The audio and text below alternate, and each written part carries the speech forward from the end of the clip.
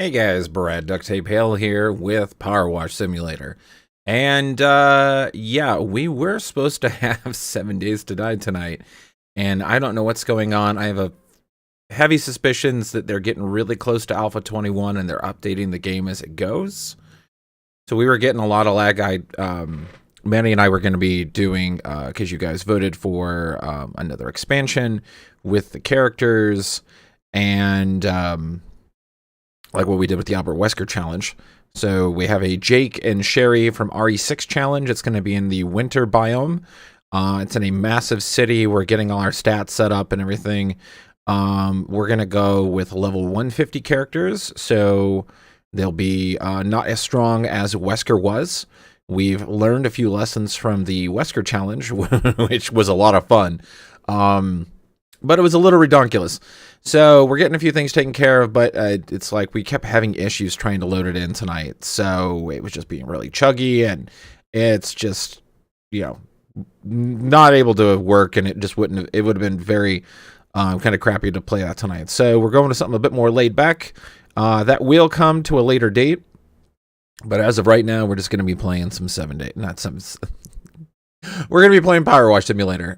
Tomorrow, we will also be playing Power Wash Simulator, but we will be doing the Midgar edition, finishing that up with a special guest of Generation Monster. Our good friend Lexi will be on here playing Power Wash Simulator with us, and she'll be talking about her business. She has her own clothing line, a very talented artist, really cool stuff. You guys should go check out her stuff. It's called Generation Monster. She's going to be on here tomorrow night with us, and we'll be doing the Midgar, and then we'll be switching over to, once that's done, to the Lara Croft expansion. So that'll be a lot of fun. But tonight we're going to be working on the main campaign, and we're going to go in through. Hello there, gorgeous. Happy Stream Tuesday. Yes. Hello there, Mr. Jonathan Franson. Yes, it is indeed a good day. The game that we were going to do tonight was a little laggy, so we're going to go in with this, and we're going to have some fun with it. So I'm going to put my little icon character down. Oh, and my friend Lexi, the one who does Generation Monster, is helping me with some program information through Streamlabs that'll allow me to have an icon over here that I don't have to move, that will be animated by my camera. It's not a VTuber, but it's like an animated GIF that you can react to your facial motions. So it's kind of in between. It's really cool because she does it with hers, and it's real simple to do. I just have to get some art set up for my facial reactions. So yeah, we'll have fun with this. But yeah, we're gonna go and play the regular campaign tonight. Super excited because like later this week is going to be St. Patrick's Day. We won't be streaming Friday night. Friends are coming in from out of town. We're going to go out, but I am getting footage of some fun stuff while we go out. Saturday, we are going to be recording some of our airsoft play, so you guys can see on the channel. And we're going to be seeing Ray Chase and Robbie Damon on Sunday. So it's going to be a very busy week. So there should be some fun videos and footage coming through. Resident Evil 4 Remake comes out the 24th, so we'll definitely be playing this on the channel. And we got a bunch more things coming. So let's go get started with Power Wash Simulator.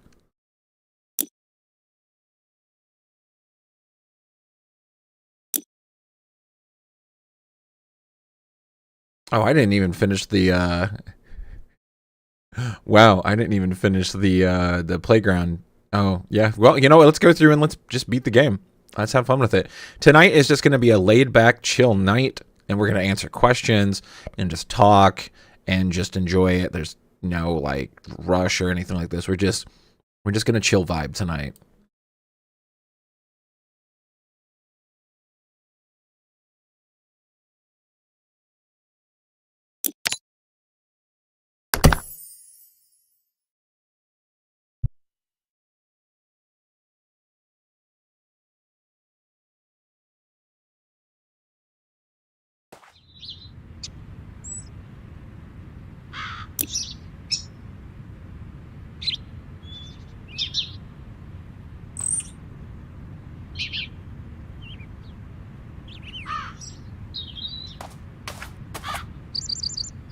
Okay.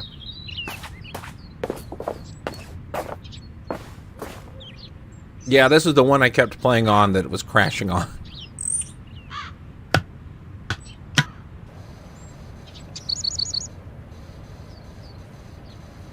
So hopefully it does not crash tonight.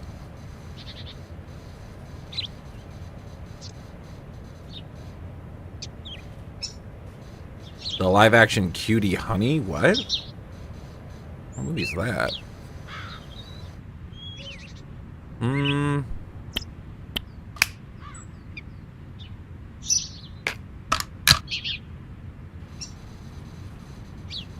There we go. So I was watching Generation Monster play this on her channel, and that's what kind of got the conversation up for her to come and be a guest. And it's funny because she was having, like, you know, like a conversation of, like, this is a children's playground. Like, what literally is just all over this that they say it's volcanic ash because technically there's a city. You know, like one of these areas, there's like a volcano you can see that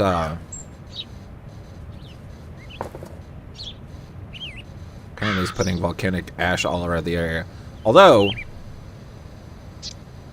if I remember correctly, you have to be very careful with volcanic ash because it's very toxic.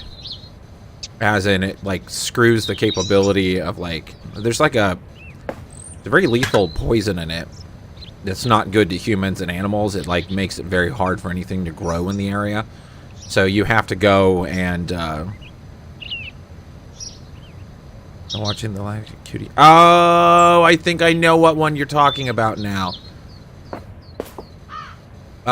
It's like the really weird girl Sentai costume stuff. Okay, never mind.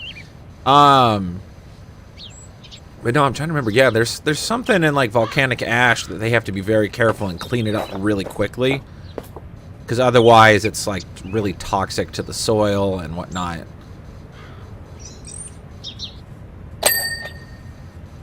All right, so that got cleaned. Yeah, let's clean this up. Because that's the best expansion I've got so far. Playing the Midgar edition did help me get some more money, so.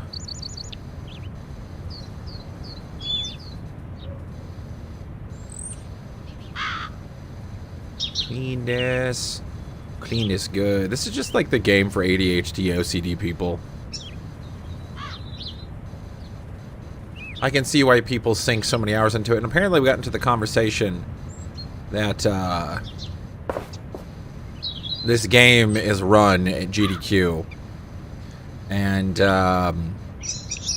I'm just like, you know what? There are just some people that make everything look so much easier than what it is. Almost like a phrase my wife gave me. Because while trying to teach my wife how to play this 7 Days to Die for the challenge that she wanted to do, because she's like, you know, I want to do this. I want to do the Jake and Sherry. Oh yeah, I'm not supposed to look at the sun. So I'm just like, yeah, you got to go and you got to practice. And she's like, okay, yeah, I can do that. And about an hour later, she came back and she was very frustrated. And I'm like, what happened? And she's like, you know what? I just want to point out the fact you make this look a lot easier than what it is. And I'm like, died a lot, didn't you? She's like, yeah. I was like, well, welcome to the internet. Welcome to the internet. Everything is not as easy as it looks. Nothing's ever as simple as it looks. It really is. Once you find it out, or, you know, once you get into things, you're like, that looks a lot easier. It is not. So we put her through a boot camp on Sunday. She got a lot better. Still got a little bit to learn, but we'll try and get that to when we can. We really need to get a hold of Comcast and be like, hey, I pay for the nice game package, internet. Why do you keep throttling down our internet? Well, for the price I pay, I'm just going to be like, hey, our internet's kind of been shit. Why is it if we pay you for that? Oh, I don't know. Oh, yeah. Yeah, we're just cleaning stuff. We're cleaning stuff. We're enjoying ourselves. We're having a good day. Yeah, definitely having a good day. God, this could just all be black mold. Kids have been playing around on this, and it's just like I'm cleaning off black mold. Of course, I can't say much. I grew up in the generation of just like, yeah, these kids will be safe if they fall off these. Let's put gravel down here and wood chips. That'll break their fall. Now you can't go on a playground that isn't... I mean, like, playgrounds like these are all rubber mat playgrounds. A kid could fall down and be completely fine, except on a hot summer day. You know, like, melt your skin, rubber gets on a hot summer day. I don't think they were thinking too far on that. Man, good old wood jungle gyms. You'd get, like, massive splinters on and everything else. Oh, those were the good childhoods. I know it sounds weird. You're like, wait, why does he like that? He had to be there. He had to be there. You're home by the time the lights come on. Playing all the cool stuff. Walking along the railroad tracks. Going out in the woods. Oh, yeah. That's the fun joys of, like, your childhood. Stuff no parent would let their kids do today because it's so dangerous. Oh, yeah. That's a good childhood. That doesn't really do much. This is more for, like, the crevasses. Crevasse. Crevasse. Crevasse? Crevice. I don't know. Superpower nozzle. Superpower nozzle is expialidocious, even though the sound of it is often quite atrocious. I don't know. There we go. We're making some progress on this. I learned a bit more on the Final Fantasy DLC thing. This was kind of my wetting my teeth kind of thing. It's kind of an easy game to pick up on. You have to kind of learn that some of the nozzles have to be used differently. Because I think I was brute forcing this a little too much the other day when I first tried to learn how to do this. Because I'm like, yeah, you know, I might as well get into it, try it out. I don't want to be the dink that's all like, hi guys, I want to stream a game I've never played before. I am also looking for the request of Mr. Jonathan Franson of a Metroidvania game that we can play on here that YouTube will let me play. There is a few that I have my eyes on. But yeah. Yeah, we'll see what we can do on that. We've got a few games coming up. Yeah, let's clean that little sticky area. It's definitely sticky because kids play on it. God, I don't know. Yeah, I know. Simpsons made jokes years ago on the fact of weird ambient sounds. Like yard work simulator, and then, you know, it's the monotony of it. Because we're so used to it. You're like, oh, it's therapeutic, because you can just dive into it. You don't have to worry about being super complicated. It's a task. A lot of people have the theory that they're just doing this so they can train us to do jobs better. I don't know. Maybe we'll find out.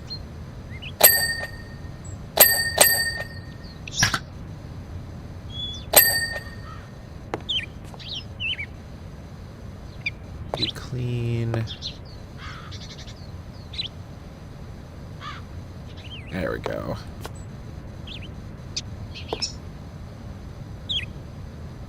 Just cleaning the porch. Yep, cleaning the porch.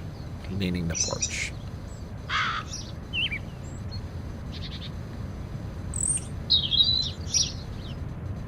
Alright. Just swinging a chain. Swinging a chain. It's kind of fun. It's relaxing doing this. Yeah, I think we're going to be streaming for a few hours tonight. Nothing too hectic. We'll get a few things discussed and get some people in chat and just have a fun night. Very, very fun night. There we go. Because I got the one side of this. Oh yeah, that's where all the extra dirt's in there. That's where all that extra filth is. Yeah, some of these, when you get on them, there's like 99% done. You're like, oh, what's left? Only 1,000 things left to clean. But if you want to get that 5th star... Alright. I need you to start using better nozzles. There we go.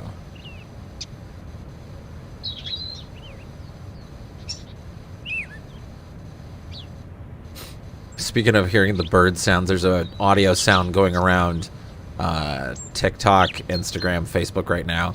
I think it's like 2 wild-shaped paladins talking, but it's the sound of like bird sounds. And do you ever just find something that just radiates the right amount of stupid fun energy? I did. It was that. Because there's a guy, and I shared it on my story or whatnot. It's stupid. It's stupid, and I love it. Just the reaction, because it's like 2 birds are obviously chirping back and forth in the audio clip the guy's using. One sounds just happy as all get out, and the other one is just like Ben Stein monotone. And it's funny how that... Come on. Like, I'm not standing on this right here. That's alright.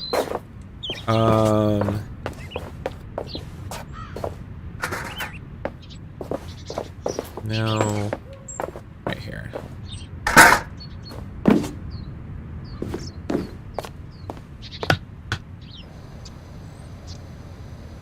It's one of those things I just kept showing my wife last night.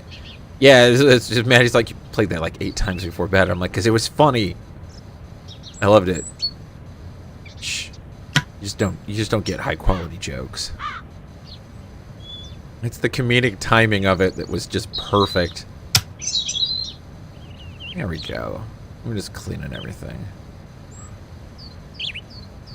This is what this playground used to look like before the zombie apocalypse. Humanity's being rebuilt, and we're just cleaning everything. That's what we're doing right here.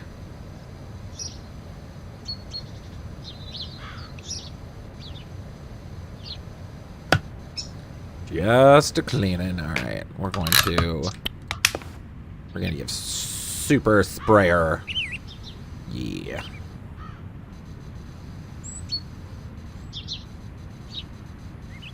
Yeah, we're just gonna write stuff. Apparently that's my range on that. Okay. Switch that. Switch this.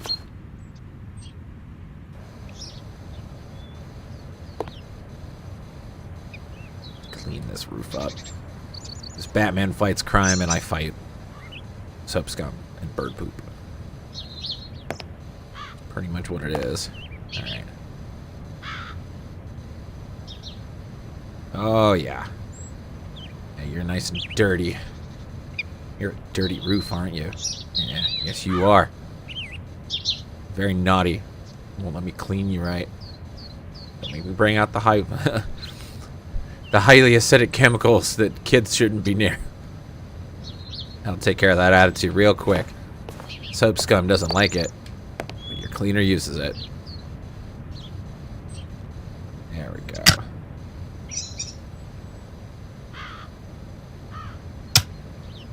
Cleaning, cleaning, cleaning, cleaning. Clean, clean, clean, clean, clean, clean. Yeah. Yeah, there we go. You're looking pretty.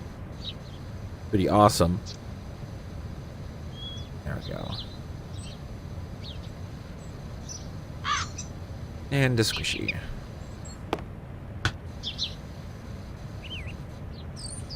Alright. Yeah, I think all we have left is just this little center area, so... I'm just trying not to look at the sun. I'm just like, don't look at the sun. It crashes your game. Of course, everyone's... Oh, it's funny. I love my friend Lexi to pieces. Sometimes when you're like, don't do this, she's like, what? Why not? And I'm just like, oh, I was telling her, and I'm like, don't. Because she's new to this. And I'm just like, don't look at the sun. There's a bug. It'll crash your game. She's like, why? And look straight at the sun. And I'm like, no. Everyone else in her chat was laughing, and he's like, he was trying to warn you. I didn't crash your game, but she's like, oh, never mind. It's hilarious. I think I kind of wish I clipped that. There we go. But it's very Lexi. You guys will enjoy her being on tomorrow night. She's very fun to talk to. She's got really cool stuff. If you guys like Monster Girls, all kinds of stuff, that's what her entire clothing line is. It's very thick, gothic style.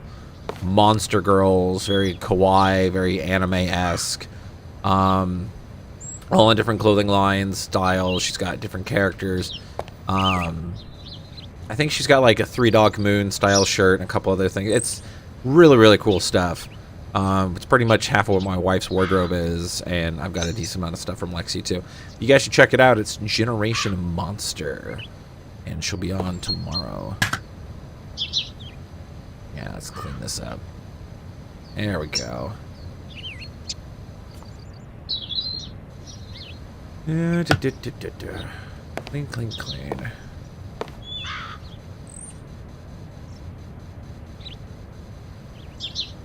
Maddie, you can go ahead and put a link to her page here in chat if you want to. Oh, well, that was easy enough.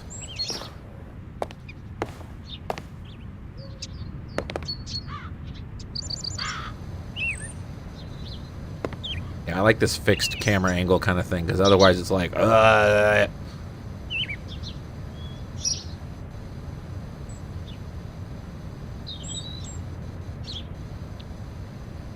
get you clean. Alright, yeah, we're getting a decent amount of this cleaned up now. It's just getting the last little bit.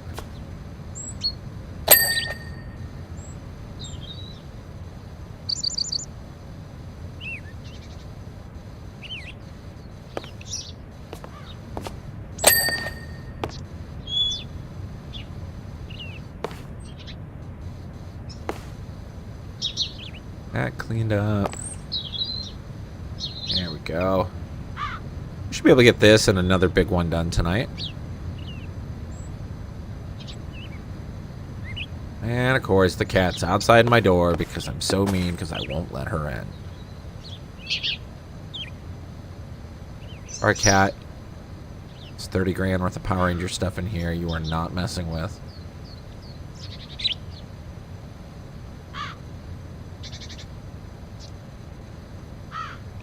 Can be as cute and adorable as she wants outside my office door. Anything less than that is just property destruction. Love my cat to pieces, but she destroys way too much stuff. Because she's that, I mean, she's a munchkin. And munchkins just, I'm like, oh, it's got to be an urban myth that they like to get into everything. I've owned cats for years. This cat is the most curious cat I have ever had, because she's just like, if it's something she's not allowed into, she makes it her goal to try and get into it. We have to put child locks on some of the drawers because they think that they can just go explore into them. So yeah, you can kind of understand what we deal with the cats, because we have like a white alley cat. Like, it's not like a tabby. We don't know what breed she is. She's a Weiss is our rescue. They're both rescues because Blake is like she's not a full-blood munchkin. She's what you would call a defect munchkin.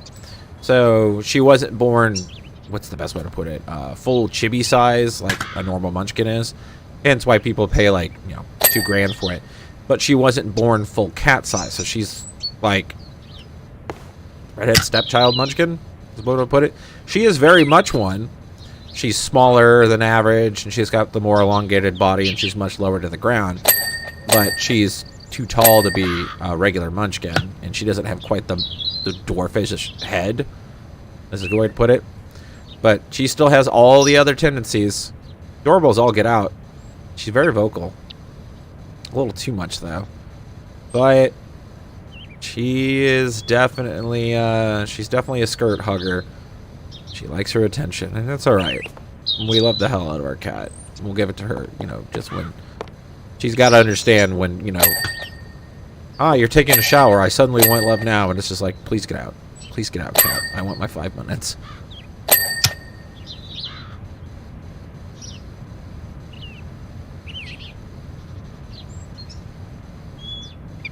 Maddie, if you're in the bedroom, can you come grab the cat?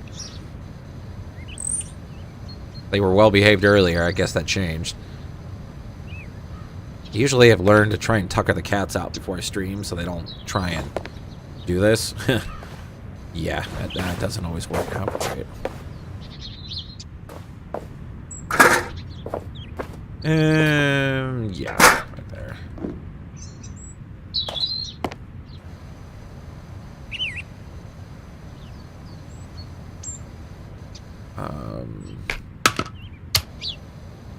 Yeah, that's a... it works a lot better. I'm glad I bought this, actually. Apparently, you should... you're supposed to be able to get, like, super strong ones later on. And I'm just like, oh, okay. Yeah, Maddie put the link in chat. It's Generation Monster. She's done shirts for... I think it was like we did for NotCon. She did all the shirts for the guests. Some really cool stuff. So, yeah, you should go check that on out. She does a good job. And we already have too long of an attachment on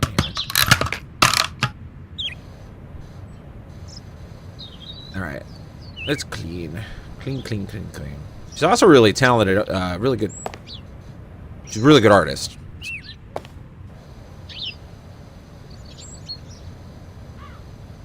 Doesn't do much of her commission work much anymore because she's too busy with the business.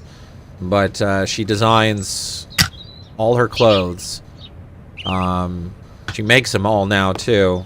I think they do all the main production. And their main office is in the St. Louis. Why is it not letting me go any further south? I'm trying to like move, and it's like, nope, you can only move to this like spot. But yeah, their main office is down in St. Charles, over by the St. Louis area. So if anyone ever goes to like Anime St. Louis, they're not far from. It's like being really weird about how it's letting me stand on the roof. There we go. Yep, they're located down there in Old St. Charles. The place is really cool. It's very... I think they said it used to be a church. It's where they got theirs at, which is kind of really cool when you got the gothic, spooky kind of stuff like that. Yeah, I think you guys would really like the art. It's really cool. Let's clean this up. That's why the ladder wasn't fully clean. There we go. There we go. See? You're all better now. Get you all nice and clean.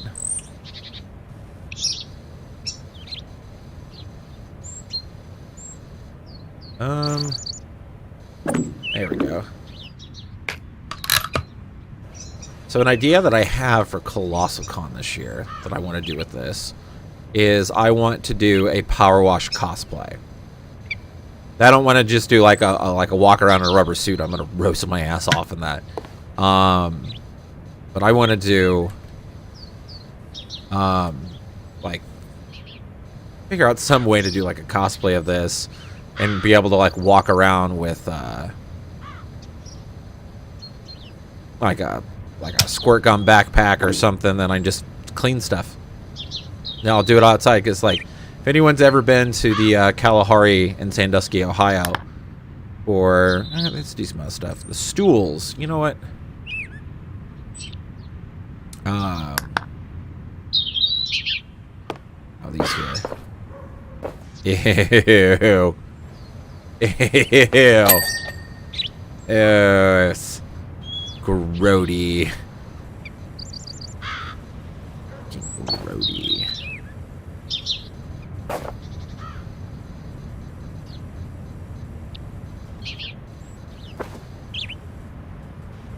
Alright, get you clean.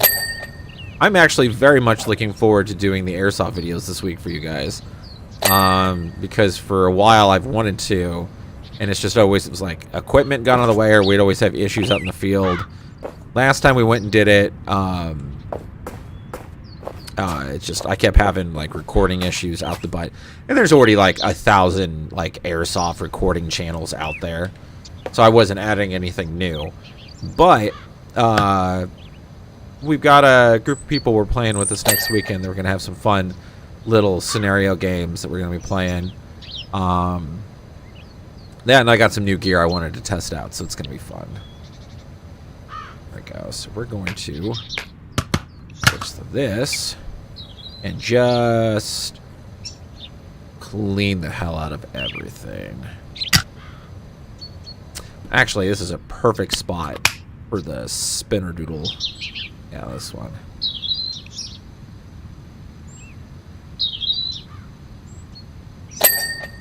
There we go. I don't see any.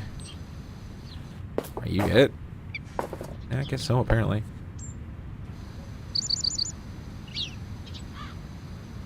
We totally not cleaning the correct surface area. There we go. There we go. What I think I want to do is I want to get like a bright blue pair of swim trunks. Like obviously get a shirt for this. It wouldn't be hard to put the logo on this. I have like a full gas mask like cleaning thing for this, or I can get this. I found a power wash, like a portable power wash kit for like under $100. I think it was like $80 or something like that. And I'm just like, I just gotta put this on my back and just run around and just power wash stuff outside. Like nothing destructive of property or anything like this, but I don't know why. I just think it would be fun as hell.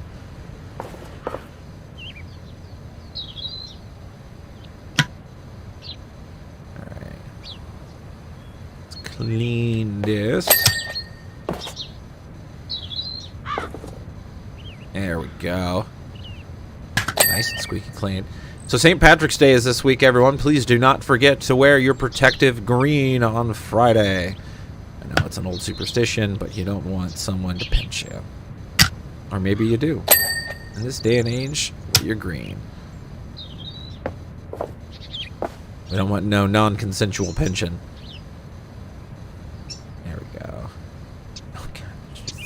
There's still so much garbage on this. Like if you had this secret parent vision, you'd be like, man, how does mom know we're dirty? And she just looks at her kids and they're just glowing green. Oh, just a parent thing. Billy, it's just a parent thing. Just let your mom do it. I want the small one.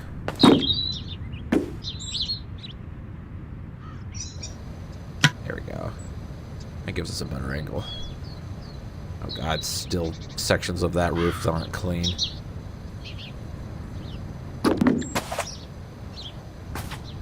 See, the interesting thing is going to see Ray and Robbie this weekend. They're doing like a, they're going to a shop called the Toy Pit in Indianapolis. And we're going to go down and visit with them, get some stuff signed. But I'm going through my stuff and I'm like, well, we kind of, you know, this is the day and age that we're finally running out of stuff to get signed. I might actually take my Izui blades from Demon Slayer and have Ray sign them. Yeah. Yep. It's, who would have thought Brad would like Demon Slayer? I just feel like it's just diet Inuyasha. I really feel like Demon Slayer is just diet Inuyasha. I'm not shitting on it. If you like it, you like it. I just feel like it's diet Inuyasha. Because it really is. It just feels like the early 2000s of Adult Swim. Turning it on a Friday night and just like, oh, there's the gnome. I heard the gnome and the cat are all hidden in the background on a lot of this. What do we have left? Climbing pole guards. Switching to that. So you're clean. Yeah, it's being like really weird how I walk on this roof. There we go.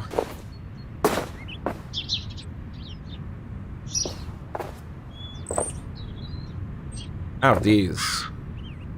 Oh, well, yeah, you're dirty because you're dirty. I haven't finished cleaning you. Yeah, because it's still freaking filthy in here. Like filthy Frank in here. There we go.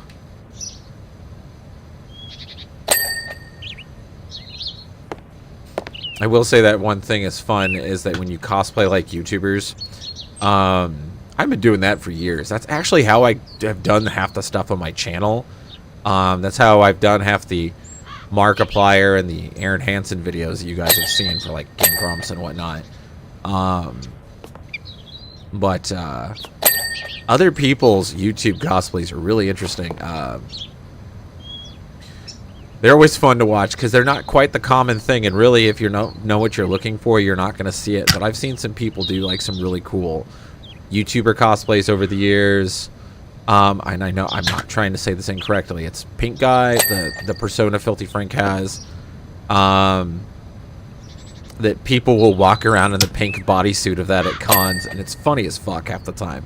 Every once in a while you get people that'll be like really kind of arrogant and drunk. Well, not arrogant, obnoxious and drunk in it. So you're just like, really? We're going to have another one of those weekends where someone does something like stupid at a con. But no, some of them like really get into the character of it, and they to them it's theater. They like it. There we go. Is there a way I can... There we go. Because I'm going like, wait a second. How am I going to be able to get some of these spots? Is it better if I did this? Because the crevasses are right there, and I don't have anything I can stand up in here with. Or wait, can I take the little stool in here?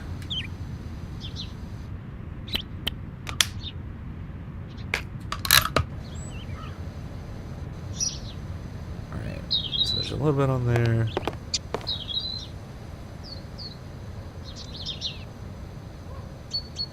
Or am I gonna have to take the ladder to the outside of this and clean that, like right in there? Yeah, because there's some gunk, like yeah, right in here.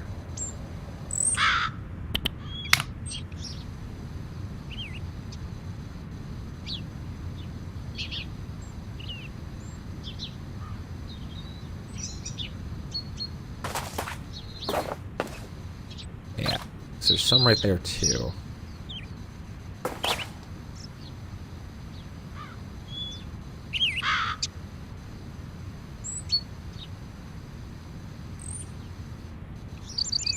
Alright, I'm not seeing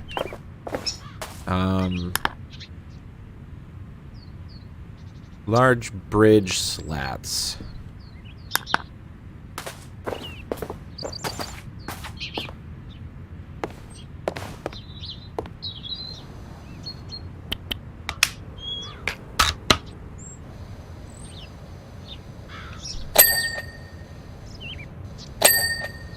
Alright, both slats are clean.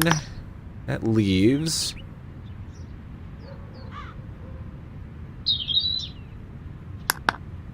A second. Oh, you still need cleaned.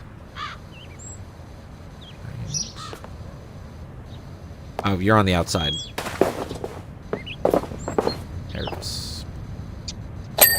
There we go. That's cleaned.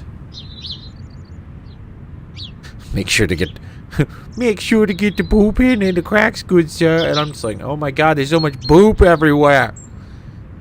Why is there so much poop all over this?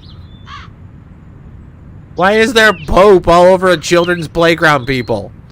Why is there so much poop? How much poop? Alright. Side guards.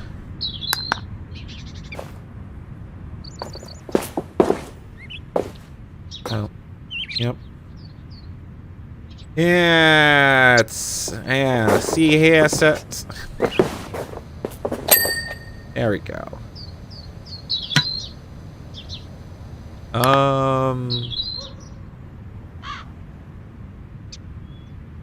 Tower floor underside.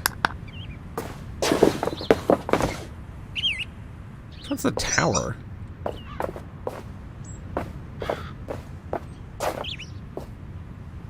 Yeah. I would answer this.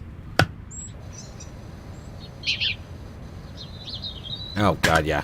It's definitely dirty in here. Oh, yeah. This is probably the last of it.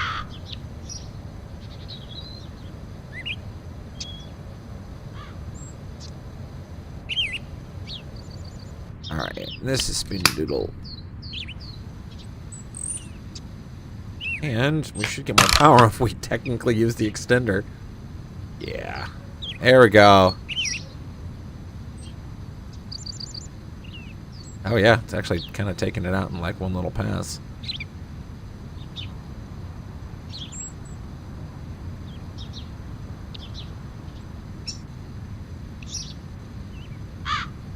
Clean that. Alright, let's scoot back just a little bit. Perfect. No, that was not the last of it. There's a few things. Oh, there's only 4 things left. Tower, vertical struts. Apparently my moderator redacted a message. Cosplaying definitely lets your interactor... Yes, it does. It does let your improvisational skills go to the test.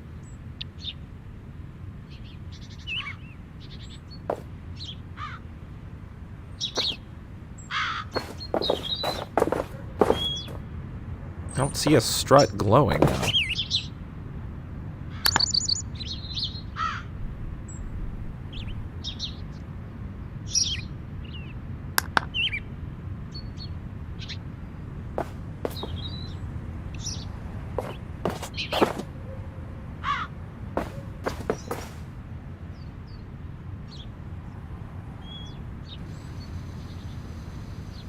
I do see dirt up there.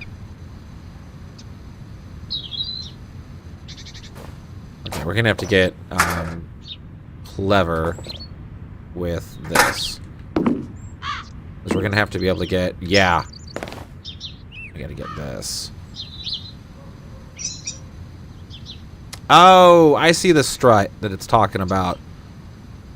Is it called this tower? There we go. Yeah. Because it's that one over there. Of course, I'm just going to robot over. Yeah. Oh, yep.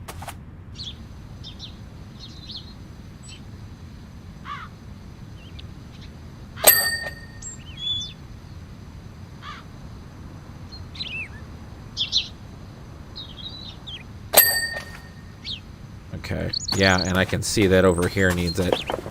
Oh god, yeah. Over here needs it bad.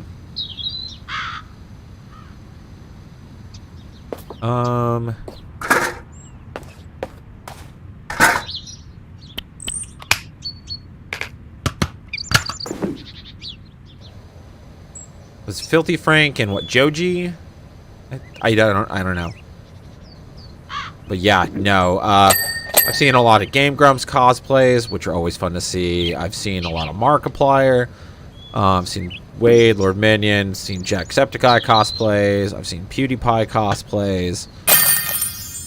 I've seen a completed job. Yeah, it's completed job.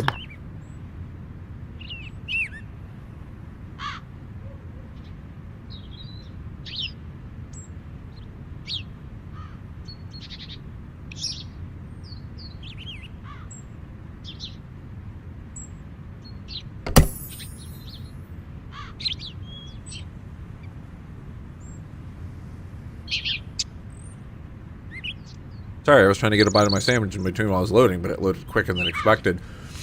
Yeah, no, cosplay is definitely becoming part of the character. It adds to the experience. That's what I love about cosplay the past couple, 10, 15 years. I gotta crack open my caffeine.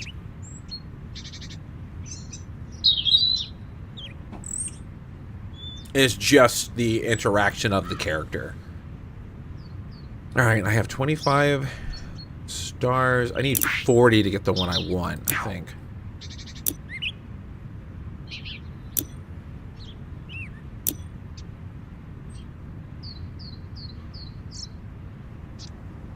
Yeah. I need 3 more 5 stars before I can even buy the next up.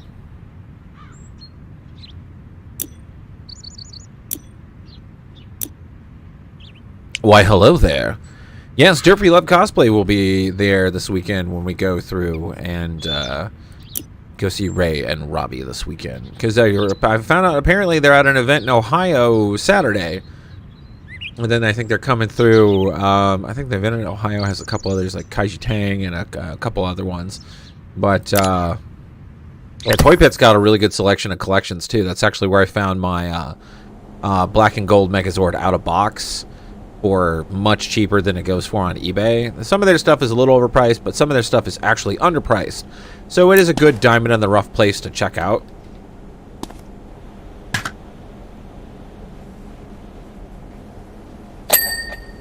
Let's get this good, easy one out of the way. It's kind of like the motorcycle.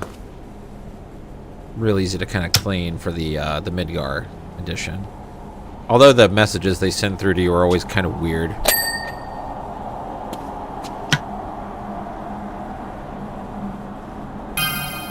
There we go. Oh no, I'm wanted with 2 stars in GTA, guys. Whoops. Yeah, I really just, since Derpy Wub's in the chat, I want to do this as a cosplay for Colossal Con. And I just want to go around and just, like, I do it, this would definitely be like an outside pool cosplay. I would probably have like a matching shorts and a matching shirt, and then do like the logo, and then just walk around with like, they have power wash backpacks you can get like battery power. They run on like a power drill battery or something like that. That it's dirt cheap. I could probably throw this cosplay together for under 150 bucks maybe. And you know, to some I know that's a lot, but to me it's in my budget. And just go outside and clean. I wouldn't like you don't want to be like power washing stuff you shouldn't be. Well, I'm not saying like don't be destructive to the hotel or the con or anything like that. And I'm not doing this indoors, but that's the fun thing about Colossal Con Prime. It's at Sandusky, Ohio at the Kalahari, and which means it's an outdoor and an indoor water park. And every year, that's the whole thing. The main purpose of your cosplay is it's swimsuit cosplays. So you get really creative. So we're doing a Critical Role group this year for swimsuit cosplays. Let's see. I am going as Percival. My lovely wife is going as Lady Vaxalia. My moderator is going as Pike Trickfoot. Her husband is going to be going as Vaxeldan. And then a couple of the other ones, the Dan who runs the Ada Wong page was Bumper, so I guess apparently not from Bumper. He is going to be our Grog Strongjaw, and then our friend Amanda is going to be our Lady Keyleth. So yeah, we're gonna have a fun group. We're all doing like swimsuits of it. What am I missing? There's something on the bumper I did not get.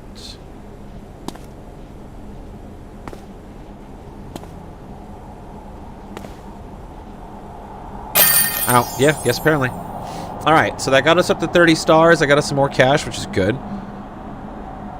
Oh, yeah, Critical Role 1. There's a cosplay I want to do to, like, mess with Robbie. Although, for the and I think it'll work for the Critical Role group, too. I want to get one of those foldable tables and get, like, a bunch, like, have everyone in their group bring, like, their own little cheap little chairs. But I want to get, like, the little bucket chairs that you can fold up and sit on. So when we do our Critical Role cosplays, we could all sit at a table and pretend like we're playing D&D. Hello there! Welcome to us playing some Power Wash Simulator tonight. We're just relaxing and chilling a little bit, talking about upcoming cosplays you're going to be doing at Colossal Con Prime. But I want to get like one of those little foldable tables that they're like kind of small, that could fit a few people at it and look like we're playing D&D, dressed as our Critical Role characters, and but like just set it out in the middle of the con and just act like we're playing a game. I have a Matt Mercer cosplay that I could switch in and like be the DM for the group or anything like that. Or if we can find others, I really want to bring my Trinket bodysuit that I have. Well, it's not really bodysuit, it's a giant Kigurumi. Well, it's just an oversized bodysuit if you think about it. But it's going to be too warm for me to wear Trinket. Trinket's a fun cosplay. I can actually say I have done a partial striptease on stage dressed as Trinket in front of Critical Role, and I did not realize it when I did that. So, story for the entire group. Oh, yes, come sit at the table. If I do that, the one thing I want to do is that I want to dress as Robbie, like Robbie at a con, like try and like mimic one of his outfits he's done, but then totally have like the name of like I'm not Robbie Damon, I'm Lobby Damon, and have like a sign that says totally not Robbie Damon, but have like a table set up, like a little small one I can sit behind, and then have like parody shots of all his things, like, but it's clearly off, like really bad, like AI generated art made to look like his. So it's like it's like the Matrix hiccuped and I was there. So I'm obviously not copying him, but it's just enough if you look at it and go, wait, that's wrong. Like have like goofy poses of stuff, like a bad Photoshop of Prompto with my face on. It's like totally not Lobby Damon. He and I have had a running joke through the years of bouncing back and forth on some stuff.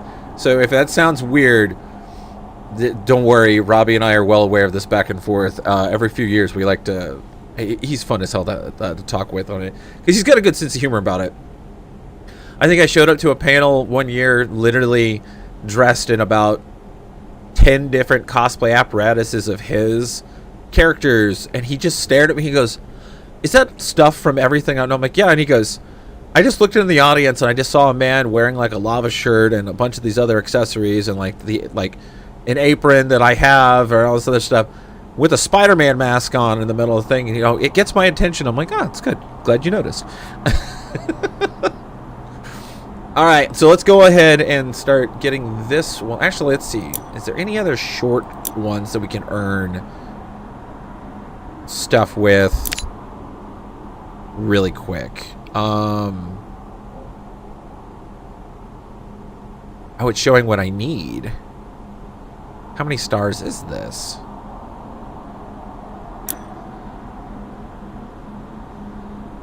Wait, are these not any stars?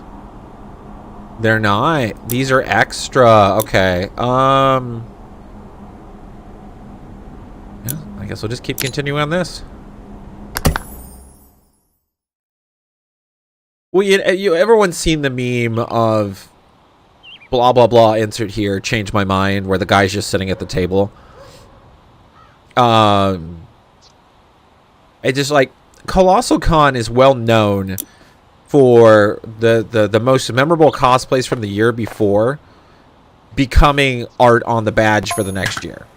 And I know it sounds a little vain, but one of these years I would like to, like, one guy dressed in knight's armor ate a can of beans in the hot tub and it went viral at the con, and so the con put it on the badge art the next year. I'm very curious of what's going to be on it this year. Because some of the stuff I've witnessed, like when it actually happened, and like later on, you're like, no, there's a guy that dresses up in a mascot suit, they're like a homeless Jeffrey the Giraffe, but it's like Jeffrey the Giraffe and like they make him look like he's a fat old man in like underwear, and he's going around peddling. He's like, you don't want to go do that business with no Jeff Bezos no, you want to get like, oh, you like G.I. Joe? I've got like G.I. 5 right here. It's like $10.99 Toys R Us. I don't know why we're going out of business. And he has this heavy Brooklyn accent, and it's funny as fuck. Well, he made it on the badge art. People liked it. So it's kind of a challenge every year of like, will your cosplay get noticed? I have ideas for doing a few. If I can transport a large enough costume, I think I have full permission from Colossal Con to do this too. It's not anything weird, but again, I have worked staff, so I always ask staff before I do big costumes and what I want to do with them, because you want to make sure you have permission before you do that, because the con has to pay the insurance if you guys break anything, and or you don't want them getting in trouble for a misunderstanding of rules or anything like that.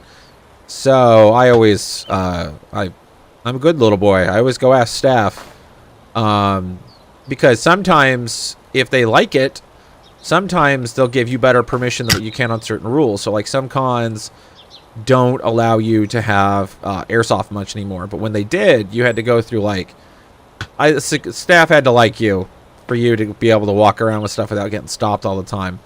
And some cons were very well notorious for being dicks about it. Some cons were pretty civil about it. But I had some benefits of, I always read the rules. I always go through, and we did like a couple with airsoft stuff. So we did like Resident Evil 2 cosplays. We were like Leon and Claire. So I had airsoft guns with us. They were, it was an M79 grenade launcher. So like Claire's grenade launcher. I had a Desert Eagle replica. And then we had, I think Maddie had a Browning high-powered replica. So these are all canon game weapons. So we had with our cosplay because it helps because, you know, no one stops a Cloud to check his sword 8 times. I get it. I know you have to make sure with safety and security, but they're a little overzealous about it at some cons. Well, I followed the rule. You can't have any magazines on them, which I understand, which we don't mind. We leave those at home. Less to lose. But the guy saw our pistols. He's like, okay, those follow the rules. It's good. And he zip-tied them. Then he saw the M79 grenade launcher in Maddie's hand. So if you guys ever seen Terminator 2, that's the grenade launcher Arnold Schwarzenegger uses. It's the single shot. It's well known in a bunch of games. Staff and security looked at it and they're like, I don't know what that is. So we had to go talk to him. And I also had a minigun. I had an airsoft minigun because in the game, Leon and Claire both use one. At the time, though, that was before the remake. So at the time, I think that was only a weapon Claire could get. Oh, no, it was a B scenario weapon. That's right. And I'm like, great. We're in trouble. We're not going to be able to walk around with these. And the head of security saw it. And he goes, first off, those look really cool. Second off, can I touch them? And I'm like, oh, so there's no issue? And the guy goes, no, I know legally you can't own these. And I know these are fake. So, no, you're good. He zip-tied them. He played around with them a bit. We didn't connect the gas or anything to the minigun, so it didn't propel that way. But to turn the motor, though, you have to have a battery source in it. So you can walk around with the battery source, and it whirls right up like the thing, and he's having fun with that. But no, one of the ones that I want to... Actually, give me a sec. I see chat's kind of boosting, so I'm going to read some of it. I was at the Chicago Tournament of Gamers right behind you in the line. Haha. You are acquaintances with some of my friends. Interesting. Chicago Tournament of Gamers.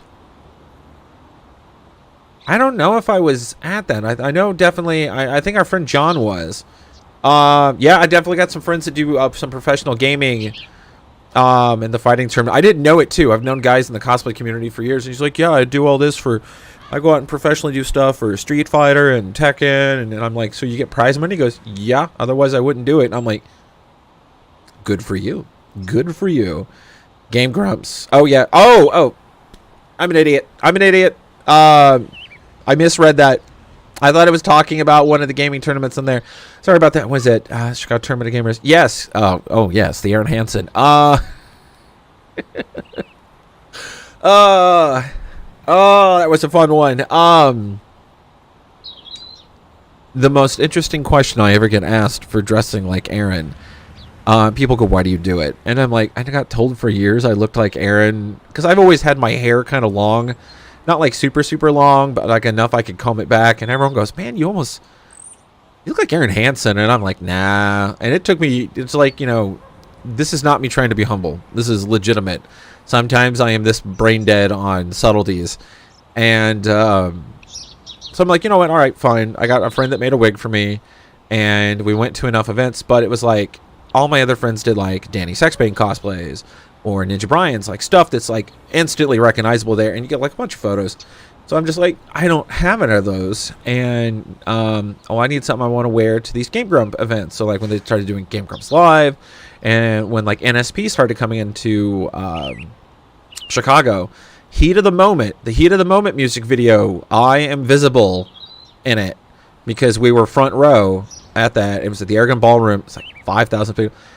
But I was dressed as Aaron Hansen, and what was funny was you could see, they were going around filming it. It didn't come out till a year later. And so it didn't dawn on me. And then I'm like, oh, yeah. And you kind of forget where you are, but you start watching the video. We were behind the camera that was recording like 6 or 7 times. Like when they recorded us when we were in line earlier in the day. They recorded us like loading in. They recorded all the cosplayers. Well, most of them. They recorded like all the Dannys and all the Bryans. But it was funny. I've just sat right behind them a few times. I'm just like, oh, yeah, I wonder what they're doing. And later on, I'm like, son of a bitch. And I was kind of a little disappointed. And, but my friend goes, wait, no. You're in the video. And I'm like, what do you mean? And heat of the moment, 6 seconds in, when it shows the crowd, look in the bottom right, in clear as day, you can see an Aaron Hansen cosplay. And that's how my friends find themselves in the audience. Like, oh, look at the video. Look, go to the bottom right. Yep, there's Brad right there, and we're right behind him. That place was packed. Oh my God, when they went and they recorded it twice. And there's a center metal guardrail in the center of it. So like we're sitting here in the bottom of the stage, and say like Dan's up here. So here's the stage, and then he disappears off stage, and he starts kind of running here at the same level, right? And then he comes out the center. So he's on this little center podium. Well, the whole crowd just squishes. And I'm sitting here trying to record and keep my wife from being squished by thousands of people on the floor. So yeah, that was interesting. But yeah, we're in it. But it was just, it kind of came to a joke, and more people. Well, I didn't know for several years of me wearing this. No one noticed. No one really knew who I was dressed as. I just wear a Game Grumps shirt and have my Aaron wig. 3 years later, though, we started going to con events, and my friend started talking to me. She's like, well, there's these people that are talking about this Aaron Hansen cosplay, and I'm thinking, oh, yeah, well, I've seen a few. I'm not the only guy who does this. I've probably come across 15 other girls that dresses him, and a couple other guys that dresses Aaron. I'm not the only Aaron cosplayer, so this is why I didn't notice at first.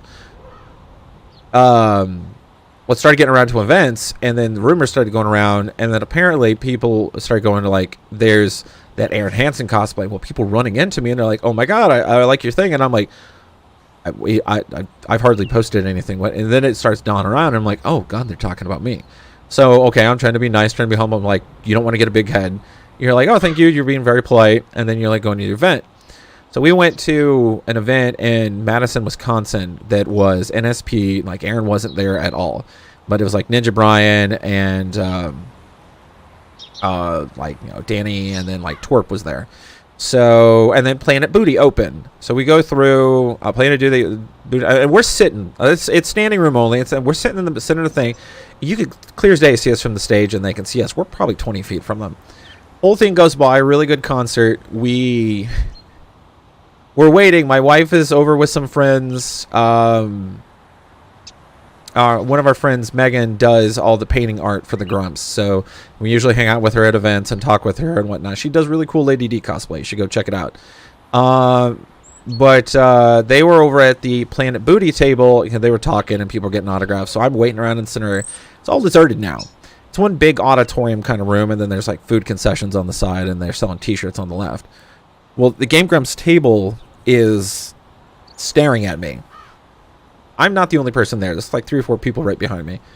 And this guy beckons me, and he's waving at me, and he's like giving me the good old like, come here. And I'm just like, me? And I'm like, yeah. He's like, yeah, I need to get over. So you're kind of walking over, and I'm just wearing like a hooded shirt, my Ghoul Grump shirt. Like I had a zip-up hoodie, Ghoul Grump shirt, and my Aaron wig. And my facial hair kind of looks like it. And he gets over to this, and he goes, I just got to let you know this. You look like Aaron. And I'm like, oh, I think I closely look. He's like, no, I fucking work for the man. You look like goddamn Aaron. I looked over, and I'm like, what is he here for? He's in LA. Wait, no, that's another guy. And come to find out, Dan thought the same thing too. So it was funny. We check out with the concessions. We go outside, and 9 times out of 10 at an NSP or a Game Grumps event, if you wait afterwards by the bus, politely, they let you form a line there. It's not always guaranteed, and with COVID now, they don't do like hugs afterwards. They used to kind of like, Dan would give a couple people hugs and whatnot. Dan always wears gloves though. He's kind of a germaphobe, so respect it. Ninja Brian was always cool, and Brian Wecht, he'd pose for photos. So Brian comes out and poses for photos, and it's like an hour after the thing. So it's like midnight, and it's cold, and it's like October, so it's getting a little cold outside. 12:30, 1 o'clock rolls by. My wife is getting very tired, and she's like, I'm tired. I want to go back to the hotel. And I'm like, yeah. Oh, okay. Well, if they're not out here in 10 minutes, we'll go out. Well, Dan came on out, and it was like us and like 3 other girls. And I was just like, let the girls go first, because there's one girl that was just crying. And I was like, I'm not going to get in the way of that. I'll let her go enjoy talking to Dan. It was great, and he hugged her and whatnot. He's very nice. And then we go up and we take photos. I'm just like, hey, I just want to say it was a really cool show. And he looks at me and he goes, I just want to let you know. And this is Dan talking. And this is exactly, it's like, I just want to let you know, you have a very strong Aaron Hansen vibe. I looked out and I'm like, oh, it's like, oh, it's like, you're that. And I'm like, oh, cool, because I'm dressed as Aaron tonight. He goes, oh, thank God. Because I looked out in the audience and you made me think Aaron was staring back. And I'm like, score. So when you're a cosplayer, to me, that's always the biggest cosplay compliment, when people say you look like the character, and I'm like, you're doing your job right. So then it's like, all right, let's have some fun with this. Oh wait, we got more. Okay, so the Aragon Ballroom, the heat of the moment one, Maddie is asking me to tell a story. It's funny as hell. Everyone knows with Game Grumps, there's the penis game. Penis game is kind of a meme-ish game that you basically, it's whoever can shout the loudest. And I did not instigate this. Someone else asked me to do this. We were waiting. We've been there since like 11. No, we were there at 10. We had friends that had been there since 5 in the morning, but we had been waiting at 10. It's about 5 o'clock, 5 o'clock. We're getting really kind of like bored. We're all tired. We're all kind of like, oh God, we've been here all day. So we're sitting there, and this guy comes in and goes, hey, are you dressed as Aaron Hansen? And I'm just like, yeah, and he goes, do you want to play the penis game? And I just looked at him, do I ever?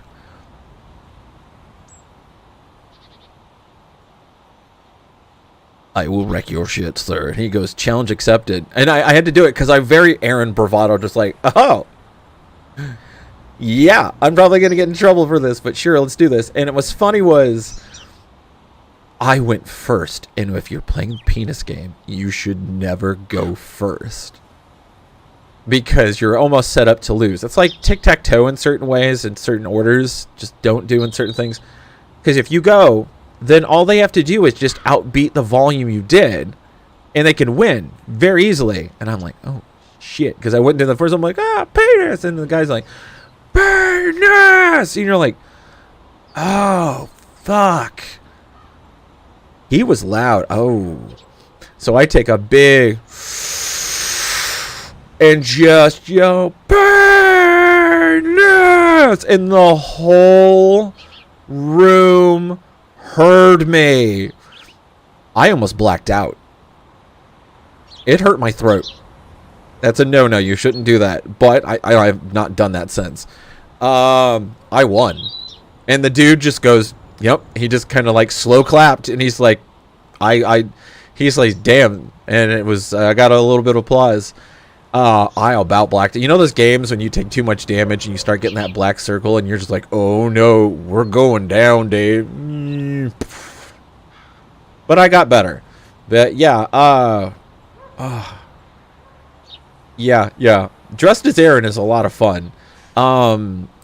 Dude, I can talk your guys' ears off for hours about the fun, interesting stuff I've done dressed as Aaron. The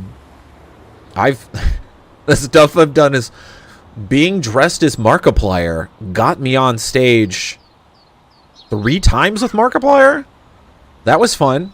Especially when I got pulled on stage to compare how ironically I was dressed exactly like him the day he was dressed exactly like how he was the way it was. It was like, Markiplier, you're welcome to our St. Louis. I guessed at what he was going to wear, because he kind of wears the same outfit some days.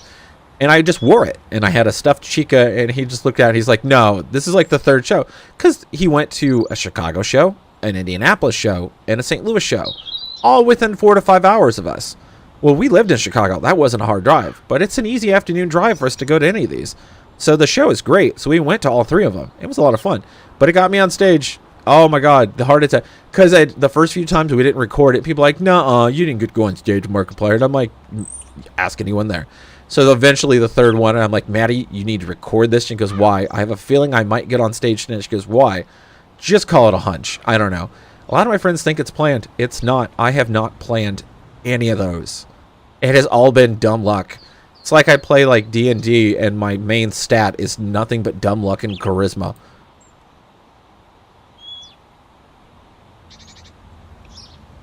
Oh, yes, yes.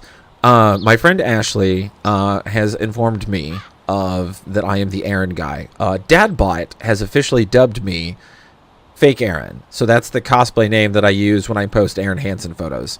My favorite one I did of that one was the famous Aaron Hansen's like, how does Sandstorm go, Aaron Hansen? It's like, well, I had the wig on, but he like headbangs when he does it. So I like headbang and flip that back, and it launches my wig. So there's a TikTok of that floating around you guys will like. But I'm having fun reading this. Grumps do need to come to St. Louis. I think it is talked on when we went to one of their Game Grumps Live in the summer of 2022 was talking about a wider expansion. It just really depends on places that will take them for booking. They were like, a lot of places we want to go to, but some have like we have to fill so much of a quota, so much of a drink quota, and we don't exactly think our crowd drinks that heavy. So some venues are like you're obviously not going to rent out a sports venue because they have contracts that they want to fill for sports events.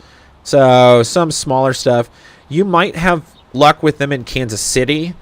Because I think they were talking about doing a Kansas City drop and probably coming back to Chicago and maybe St. Louis. So just post on their stuff. That's the best way to get their attention on that.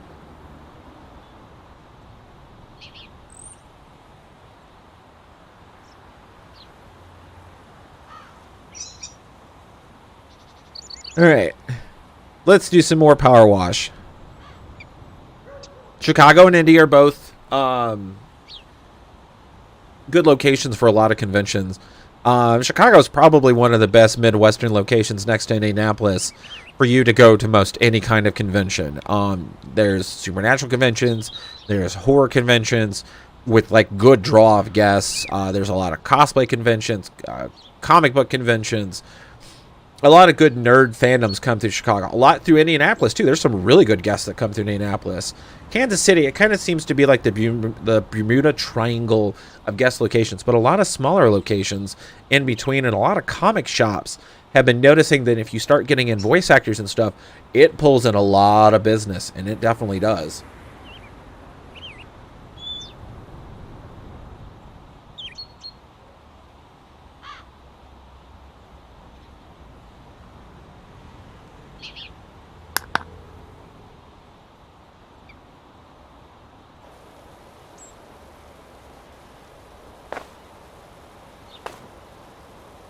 The therapeuticness of just sitting here and doing anything I would hate on any normal chore day. Brad, go outside and power wash the fence. Ah, I don't want to. Go play 8 hours of Power Wash Simulator. Okay.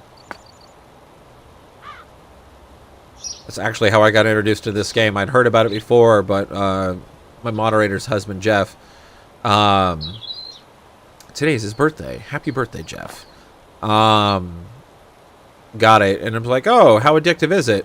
And then he's like, well, I've been playing all day. Dude, it's like 9 o'clock at night. Yeah. Oh, alright, it's one of those games. It's like Minecraft. You can easily go put 20 hours into Minecraft and not even notice. Not even notice. There's Cat Pop Rents. Yeah, there's the mayor's cat hidden around here, so... Where are you at? Oh, you're a full house. Yeah. Full house.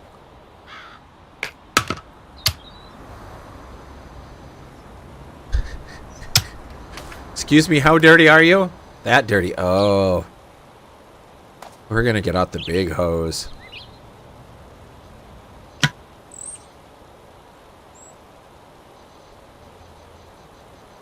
Yeah, that's what, We just went to Kenosha, not Kenosha, we just went to Milwaukee this weekend for, Erica Schroeder was at a comic shop up there. It's right up by where, Anime Milwaukee's held. That's a very fun convention if ever anyone can ever go to it.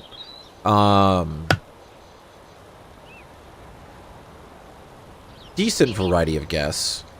Good selection. Cool cosplays. Dealer's Hall is pretty decent size. I always end up buying something at Amkey. Dealer's Hall gets bigger every year. Feel like there's too much. They got too much set aside for the board game room that they really could turn into part of the Dealer's Hall. They're not even utilizing half the space they have for the board game room. And Amkey gets about 15,000 attendees, so it's not that they don't have attendees to do it. Yeah, I might actually just try and like run a panel there next year. We'll see how that goes. We're gonna be running we're working on a few for ASIN this year. Helping out with a panel is a lot easier than running it. I will tell you that. You got any friend that runs panels, go to them or watch or help some of it. It'll help them a lot. Besides, working panels is fun.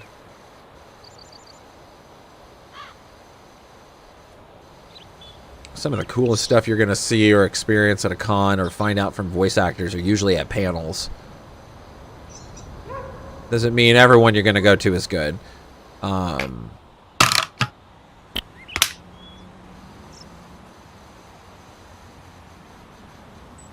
Yeah, they don't do them much anymore, but they used to have drinking with the voice actor panels. Like, you could go and, like, they'd have, like, a mini bar there that you can buy from that would go to a charity or something. And then the voice actors would, they'd be like an 18-plus after hours, after dark kind of thing. The voice actors would get drunk and they would share stories from the industry or, you know, back in my day, this is how I, this or that. We went to a couple of Chris Patton ones. Those were fun. Chris Patton is Greed from the original FMA. Sosuke Sakura, Full Metal Panic. He's done a bunch of stuff. All right. Those are a lot of fun to go to. Gotten drunk at quite a few of them too.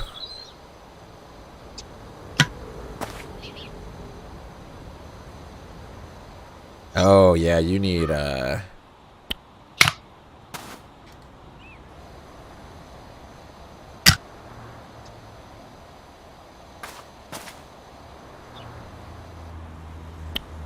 that's what you need, the yellow one, I think. Yeah.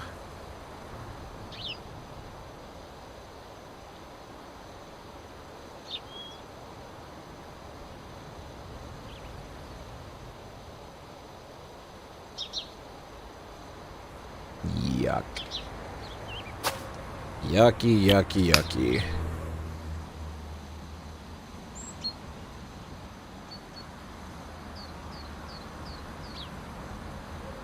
Cleaning, cleaning, cleaning. Oh, good lord. I mean, I could start sharing stories for hours if needed.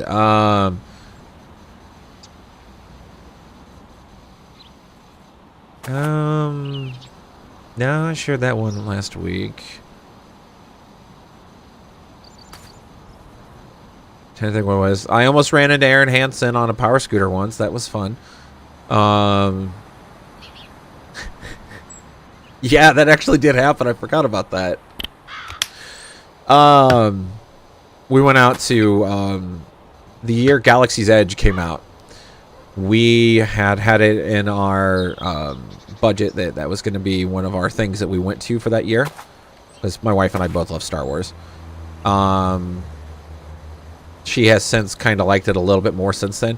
I mean, her brother is Star Wars. My brother-in-law, Star Wars is religion for that kid. And I'm just like, I like it healthy-wise, but good lord, this boy could do a thesis on battle tactics of Admiral Thrawn. He's a 2000s Lego Star Wars kid, and he just really likes it. So, but no, I'm trying to think of the original point of why we were talking about Star Wars.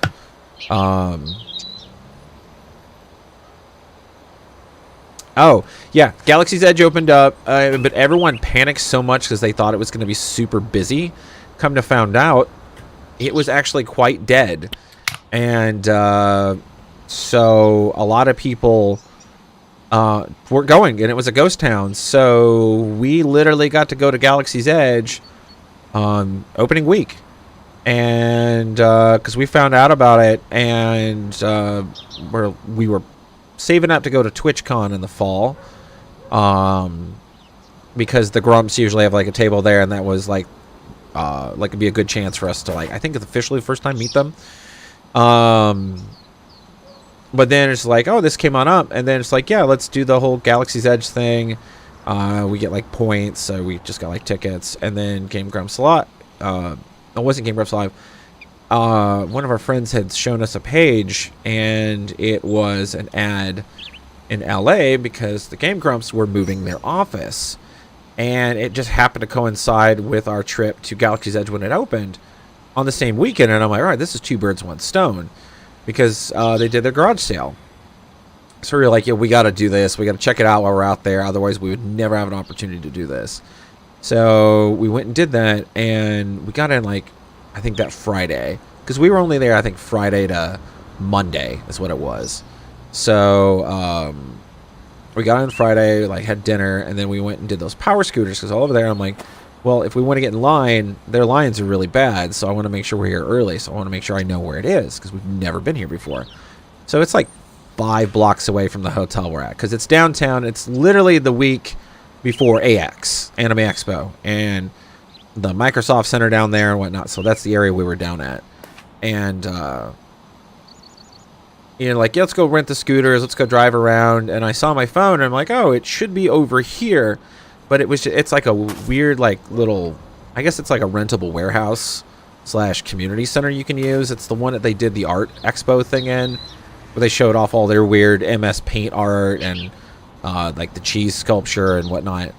And, so we found it, and I'm like, oh, okay, this is so weird, because you couldn't really tell what side we were supposed to get in, because there's like multiple entrances. It's like you don't want to get in and wait at the wrong door and come to find out you're not getting into the area you want to get into. But we're riding around like, and they're like, yeah, let's head back to the hotel. It was starting to get dark, and coming out of this room ahead of us was, a man and a woman, and they're carrying like Rubbermaid tubs, and I'm like, oh, we need to make sure we're out of the way. But they're like feet in front of us, so I kind of like screech kind of hard. Maddie's like, what? And like turns around, and it's Aaron and Susie and Ross and Allie walking out, and we're like, oh, hi, hey, hello. Not wanting to be rude, but can we get a photo with you guys? Oh, you want a photo? Yeah, we can do a photo.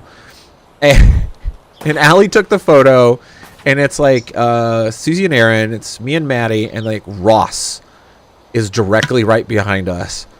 And I just quickly said, like, hi, we're, just making sure that we're in the right spot for tomorrow.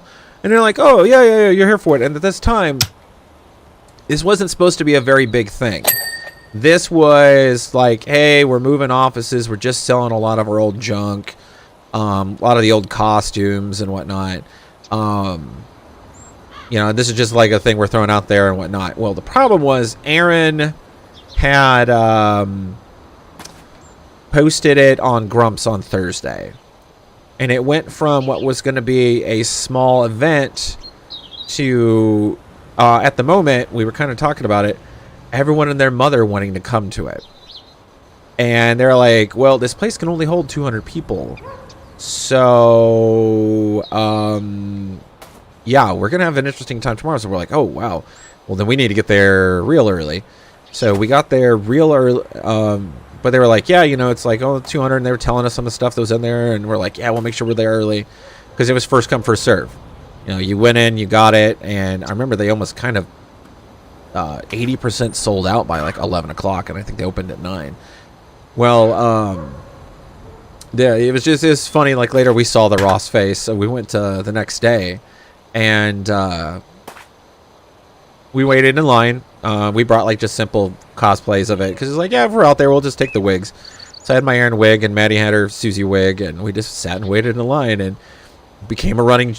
We kind of played with a joke a little bit later because a lot of people come up, and it's kind of dark. It's early dawn, and we're sitting outside with a couple other people, and I think there's like a Starbucks across the street, so we're all just drinking coffee, killing time, chatting with nerds, and a bunch of people come and like, and you'd hear them clearly go, "Oh, hey, it's Aaron. Wait a second. No, it's not. Huh." And just one kid just looked at me puzzled and went to the other side of the line. And I'm just going like, I'm not trying to mess with you, kid. That's just what I brought. Well, we went through, we got into the thing. Well, what we can't tell is that this line only looks like it's like yay long. It only looks like it's a couple hundred people. So you're like, oh, it's not too bad. Well, what we don't know is that this line is wrapping around the block. And, I mean, as in the whole block. The massive LA city block. And literally by like 11 o'clock that morning, there were 1,200 people in line. And that building fire code can only hold 200. So the Grumps were panicking. And this lovely little event called TanaCon, or what it got dubbed as, had happened, I think, like the year before. And yeah, Brent was there. Brent's their main manager. Vernon, who did Dream Daddy, was there. Ross was there. Susie was there. Aaron and Dan were in the back. Because they had all the thing, if you bought something, you got an autograph from them. And Vernon had brought in like bottled water because it's a middle of summer. It's like late June when they did this. So they're trying to make sure that everyone was hydrated because you don't want to get in trouble for an event you just kind of threw together on the fly. So they're trying to make sure that refreshments are provided because I think there's like, to do stuff like that, you have to make sure that, you know, water is there. They ran out of water really quick. And we went outside and they're just like, oh yeah, we'll go take and put our stuff up. Because we had a couple friends that lived in LA that were out there visiting with us and went with it too. And we went outside and we were just kind of standing back going like, oh my God, this line is just, we're going out. And when we had waited like 5-10 minutes, we ate something at like the food truck they had supplied. And we got in there and a little bit had passed. And I think they'd only been open 40 minutes. And we came across a very panicked Vernon.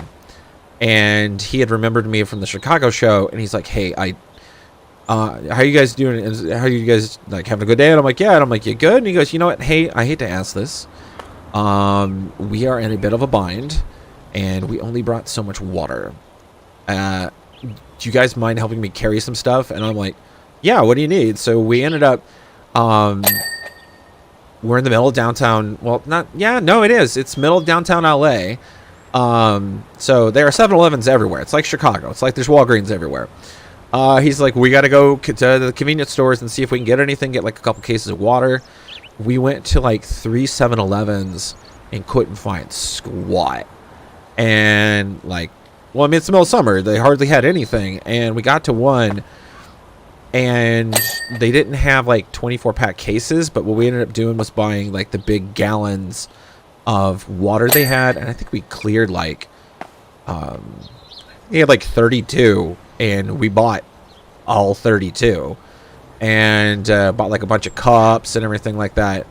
And, no, they were, like, they were the big... Yeah, no, they were the big 32 ounces. They weren't gallons. Because I remember they had like the little hand carrying straps on them. There we go. So, yeah, about 16 gallons. There were a lot of people in line. And we went and just helped them. We got back and we took an Uber back. And my wife's trying to get a hold of me because she was trying to wait in line to go see Susie. And we didn't get a chance to see Susie because she was like, oh, we didn't think there was a lot of people in line. And I just, let's just hop on out. We'll hop back in and you can get back in with your thing with Susie. And then got out. And they're like, the line was out the door and there was no way she would have been able to get in. And she was kind of mad and distraught. And then she, because she'd wanted to meet Susie. I can understand that. We thought it was short and I was trying to be nice and was like, yeah, we'll wait and we'll kind of cycle through because they're kind of like, if you sit still, we need you to head out. So it's just like, get outside and you're like, oh shit, we should have taken our opportunity while we were in there. Well, we got back and she ended up helping us like give water to everyone in line, and Vernon was like very appreciative. He's like, hey, anything I can get you guys. And I'm just going like, hey, I don't if we can, we can. If not, don't worry about it. Is there any way my wife can get like a really quick photo with Susie? She wasn't able to get a photo with her and meet her at all. And Vernon goes, I can do that. And everyone goes, yep, let's do that, because we all knew Maddie was just like, oh, it's sad that she missed that.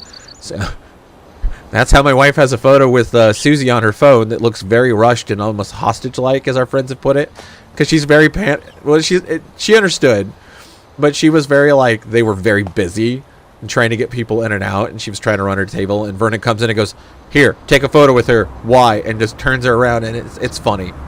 It's funny as all get out. She's super nice though.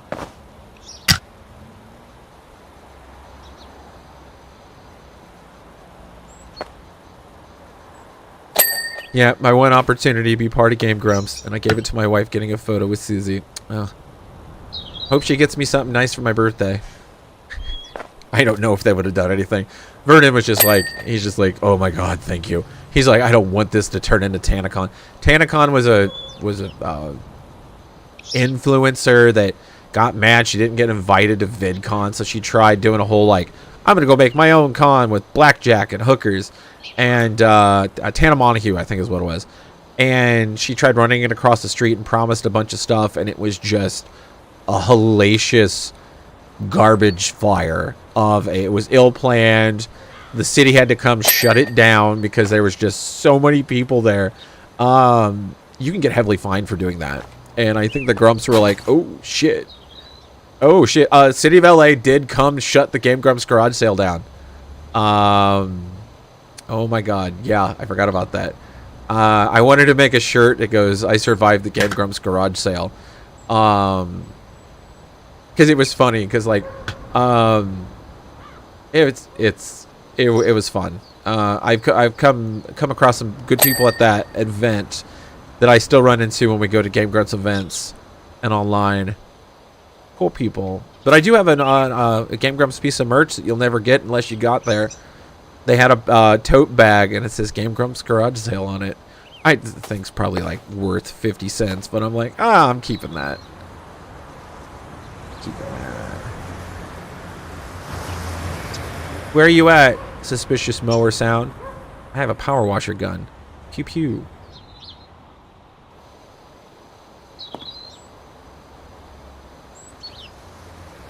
They're being a lot more open about visiting with fans after COVID. Like that first year or so, they were very much like, hi, waves at distance, which I can get.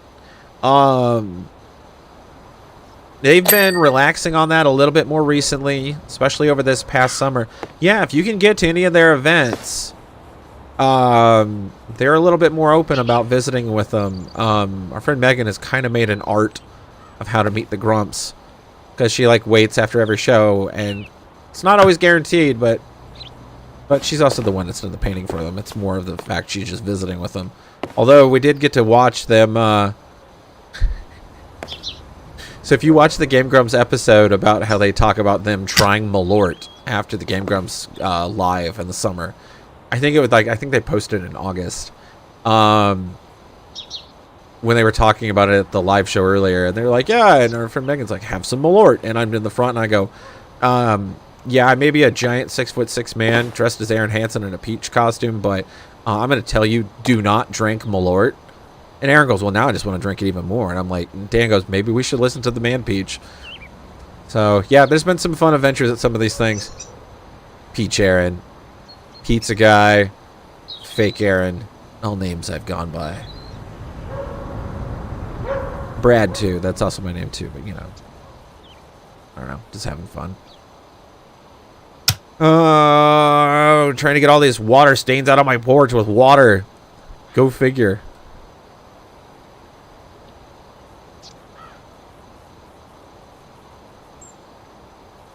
Oh, nice. Very, very nice. He's like, you always want to sit in the audience and be like, oh, that's a clever idea. I wish I'd thought of that. We were at a Blackhawks game a few weeks ago, and I had my camera out, and I just didn't push record, and it bugs me.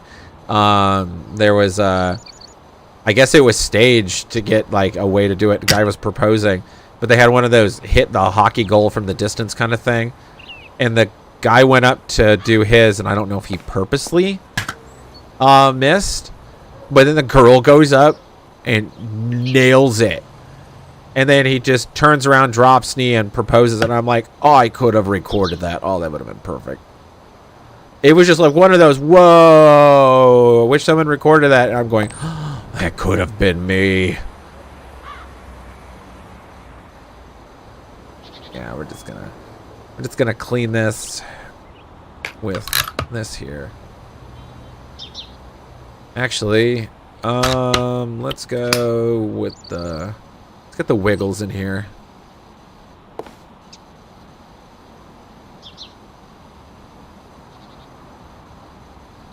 I wonder if we can get one and just call it the fire hydrant.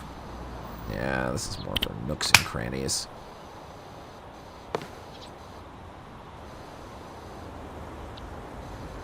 Always search videos after certain shows and whatnot. You'd be surprised. There's a decent amount of people that like good recordings, but sometimes you don't find them for a while. I didn't realize, there was a full recording of the 10-year NSP tour until, like the Chicago show, until like 2 years afterwards. It's online. I think I have it like saved or bookmarked, but it was like, you look back and you're like, remember those moments. You're like, oh yeah, that's pretty fun. But you see different angles you didn't notice before. So, wow, I really need like a stronger.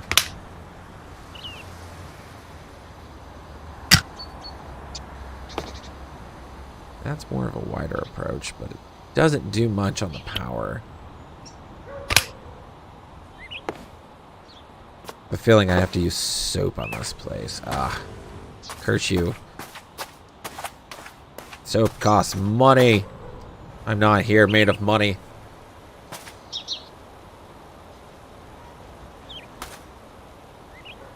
Actually, I can use this out of here now.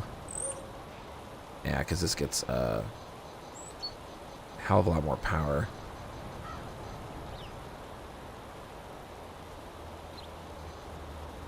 If you clean with it up close, it does more damage.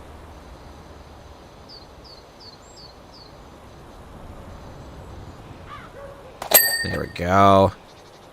We're gonna get you clean. Eventually. Someday. When I'm retired. Yeah, that's the frustrating thing, is that when you do like something cool and you're like, oh, did anyone record that? No. Ah. I can't count how many times I've done like stuff that you wouldn't believe. And I'm like, somebody get on camera? Nope. Oh, fuck. And then every once in a while my friend would be like, yeah, we got it from the back. There's a, oh, I wish we could have got it. It used to be on my phone.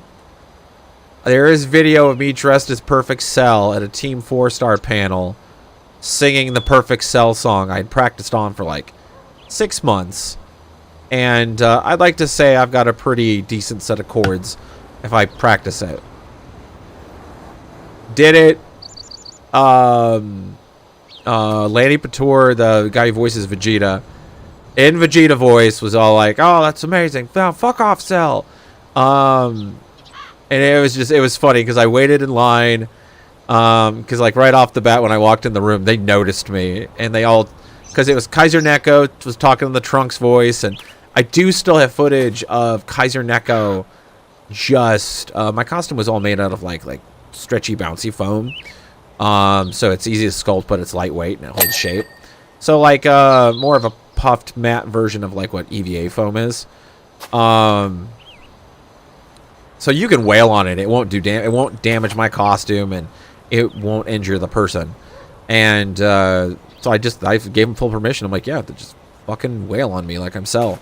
And they're playing with it, and they're like, wow, this is really squishy and soft. It's very like Nerf bat soft. So, but that was definitely fun. What I didn't know was, I think it was a year or so, or was it 2 years later? It was 2 years later. I was lucky enough to be a guest at Youmacon for YouTube. And guess who also happened to be back that year as guests? Because some guests will rotate. They'll do every other years at certain conventions. That way it's not a stale guest list. Because guests like to have steady paychecks. So some guests really like to get like a convention that they will go to a lot. So you'll know like every year or every other year that guest will always be there. Like John St. John did MagFest for years because, you know, he's kind of like one of the earliest ever Godfather's video game kind of thing, voice actor wise. Because, you know, Duke Nukem was one of the first ever voice acted games. So,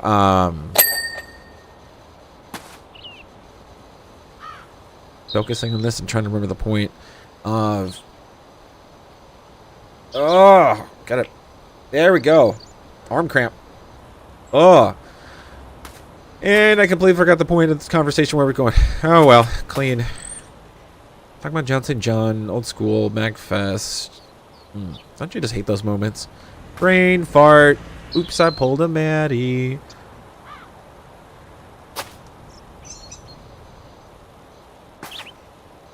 Oh, we're just gonna clean. Sweet.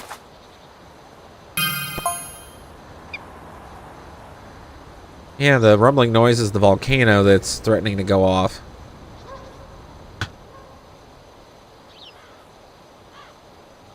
Yeah, I would not be surprised. I saw a few of my photos floating around on some of the Grump pages.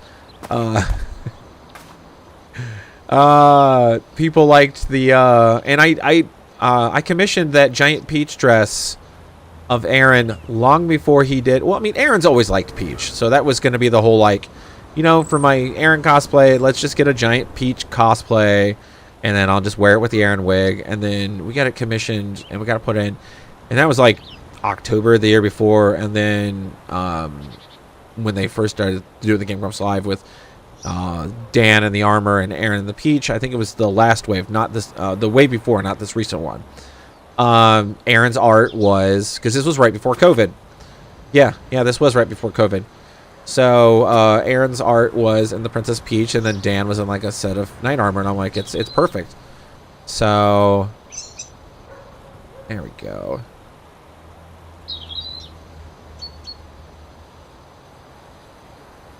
Nice. I misread that one. I thought you'd seen pics of us. Yes, I'd seen a few. Thank you for the pictures. What's up? My wife is behind me, getting a hug. Nice. Nice. I have a whole box of Tournament of Gamer crowns sitting in my kitchen. Because at the end of the show, because they're still using them. And the guy that runs their merch, the guy that ran them years ago had run them again. And he's just like, oh, I see you're back again. I'm like, yeah, I just can't leave these. He goes, you want a box of these? And I know it's less for them to have to take home. I still have a box of those crowns. I got to figure out what to do with those. I really do. I need to build like a massive castle out of them or something. Or give them out at a party or just hand them out at a con. See, we're making some progress. We're cleaning it up a little bit. We're fixing it. We're Bob the Builder here. We can fix it. My crown is floating around my office, the one that I had at the event. Alright.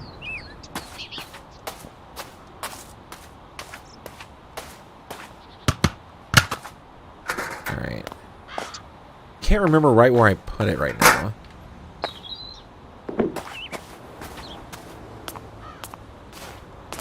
Alright. But I've given away so many of them. Because like a friend group came over. I had 2 boxes when I started, and I'm down to 1. Because they're like, yeah, take as much as you want. Oh. Walking outside, dressed as Aaron with a big old box of them. And everyone's like, what is that? And I'm like, nothing. Nothing to worry about. Maybe I got a box or 2 of crowns. I don't know. Why? Why not? Much bird poop up here. How much bird poopy? How much poop?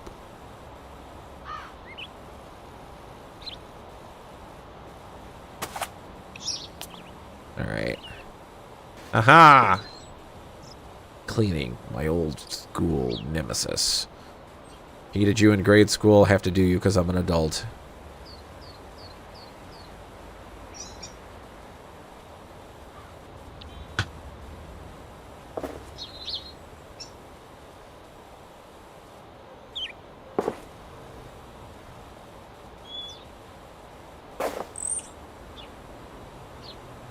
Come on. Whoa. Okay. All right. Little vertigo on that. We're not doing that again.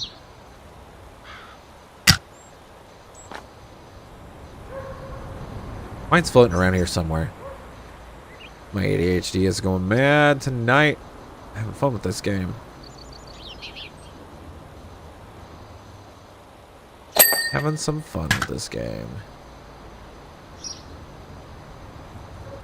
And a couple friends are going to Kansas City convention this weekend. Roger Craig Smith is going to be there. It's not Emerald City. It's I think Kansas. Emerald City was a few weeks ago. It's Kansas City Comic Con. That's what they're going to.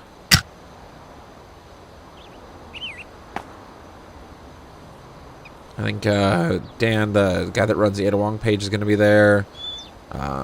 Misty and Nico, the one our guest last time on Power Wash, is going to be there.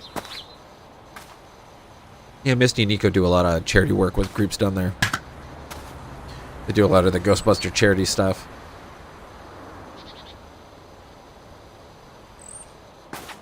Here it's got good barbecue. Because every time we're down there, they're like, oh, we're so much better than Chicago food. And I'm like, I don't know. I'm just here to drive, not to cause arguments about whose food is better.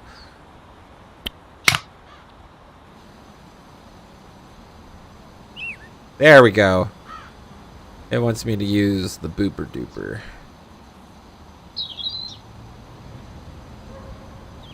The flavor blaster.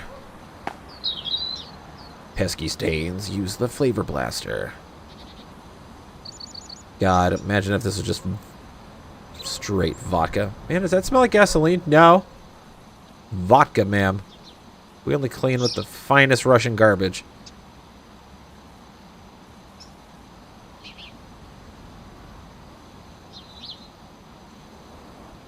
It's garbage to them, but we can still clean with it, ma'am. Alright. Yeah, it's cleaning that. Good lord. Yep. You married today. I was just talking about you guys. Talking about you guys are going to your convention to go see Mr. Sonic the Hedgehog this weekend. Mr. Chris Redfield. Mr. Ezio. He's actually, if anyone ever meets Roger Craig Smith, talk to him about photography. This man takes some amazing nature photography. Dude's a talented photographer. Talented. He knows his stuff. Yeah, check out his stuff. It's what he posts a lot on his Twitter. It's usually Goofy Sonics stuff, fart jokes, and his photography. He camps a lot and he takes a lot of photos. There we go.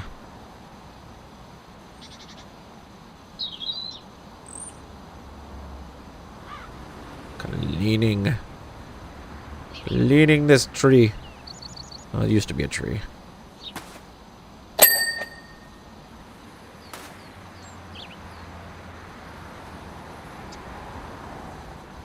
And we're cleaning this. Yeah, there we go.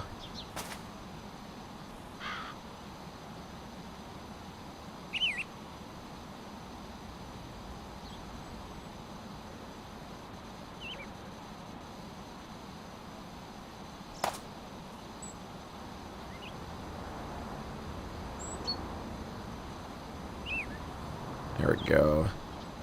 There we go. Clayton. Now we're gonna get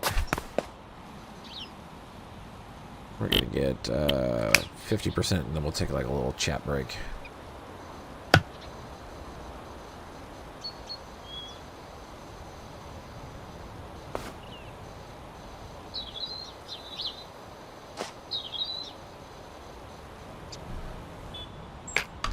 Switch down to compact. We're going up. There we go. Oh, there we go.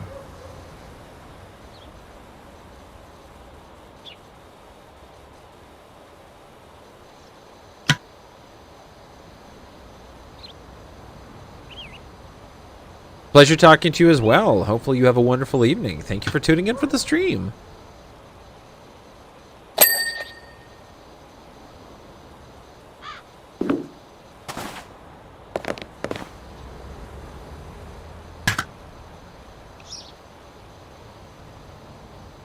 You have a wonderful evening as well. Alright, let's clean this. Oh, there's some grimy gunk on here.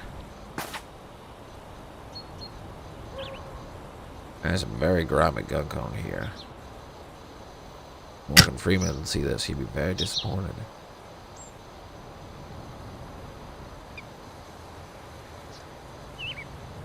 You got Misty 7 days.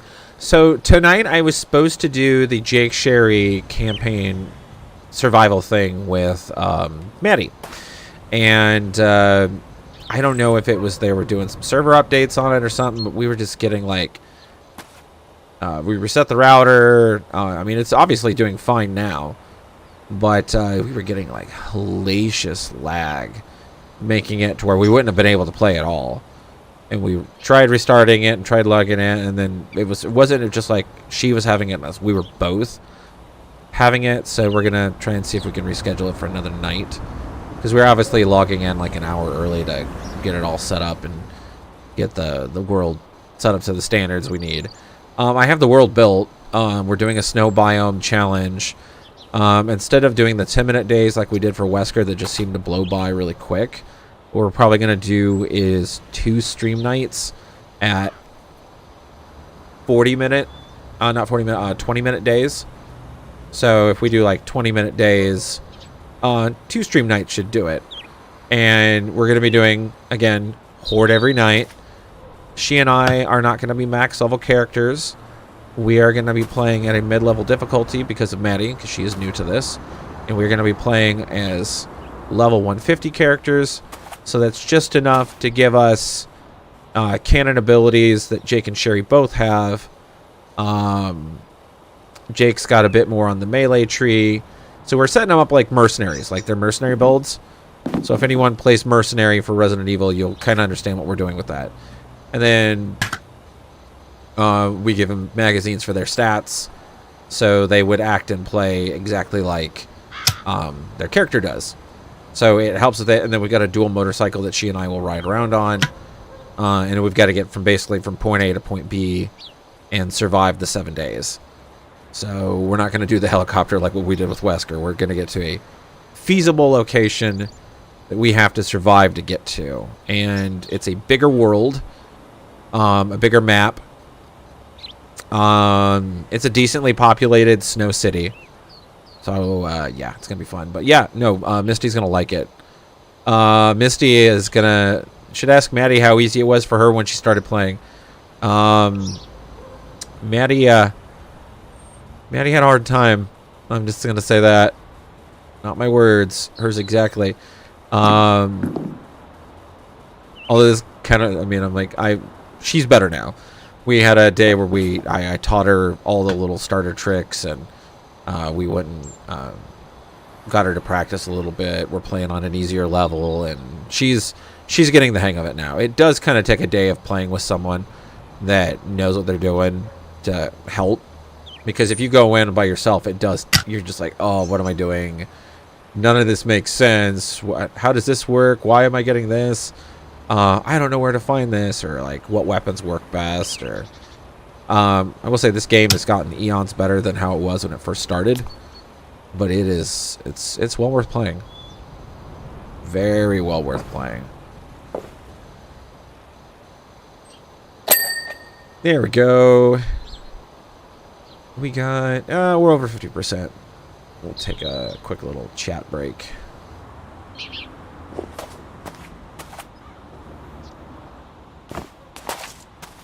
There we go. We'll pause.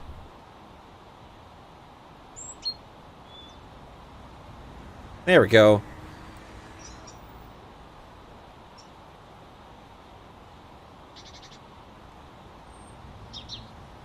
Oh. Yeah, you guys are going to have a wonderful convention this weekend. Going to meet Mr. Roger Craig and a bunch of other guests that are going to be at the convention. We're going to have a really busy weekend up here, too. We're going to try and survive playing Airsoft in what might be snow on Saturday, so we'll see how that goes.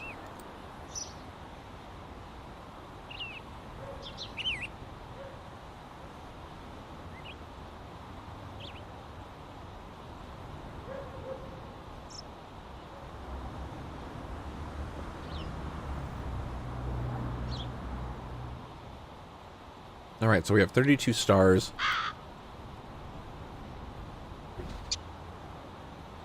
Apparently my wife is trying to surprise me with pie.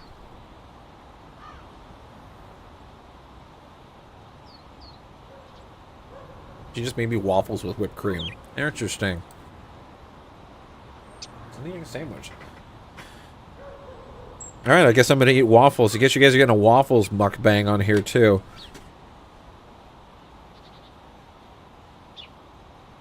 Are these blueberry waffles with whipped cream and chocolate syrup on them? That is such a weird... Are they whole wheat blueberry waffles with whipped cream? No, this is such... like a one. This is such a weird combination.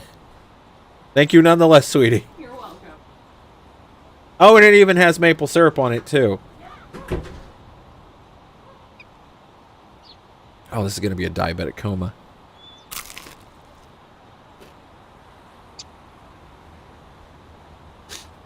It oddly works. Ooh. I know not everyone likes it. I like Emo's pizza. It's just you have to be in the mood for it style pizza. Wilfred Brimley. Diabetes.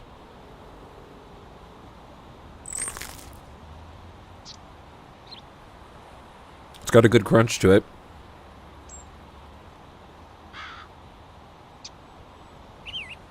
And I'm getting maple syrup on me because it's leaking on me. I love my wife to pieces, but she always brings me messy stuff. Not far. I'm only at the bird poop house. We just finished cleaning off the golf cart.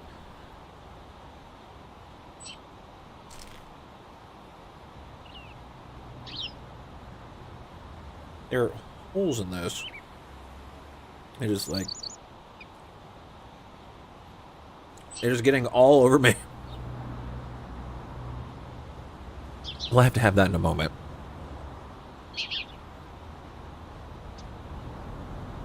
Oh, you'd offer to clean me off? Yeah, no. I mean, I've got wet wipes over here. I've got my camera wipes too. We'll figure out another night to do that. But there's definitely more of this campaign to do that we're not fully done with. Generation Monster is going to be a guest tomorrow night when we do this, and then the next Wednesday when we do this, I might bring you on, or Liz. So I'll definitely let you know if we do this again. We're going to play all the way through this, and then we're probably going to play some... this is kind of my chill game to switch between. I don't want to be starting too many games, because then people are like, oh, go finish that, and try and finish this. Because I know I'm going to be pumping a lot of hours into Resident Evil 4. I'm just trying to fill stuff between now and then.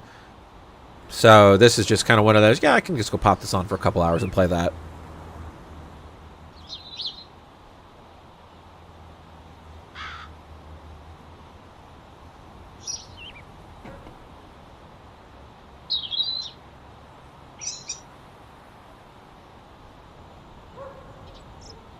See if I can put myself back in here.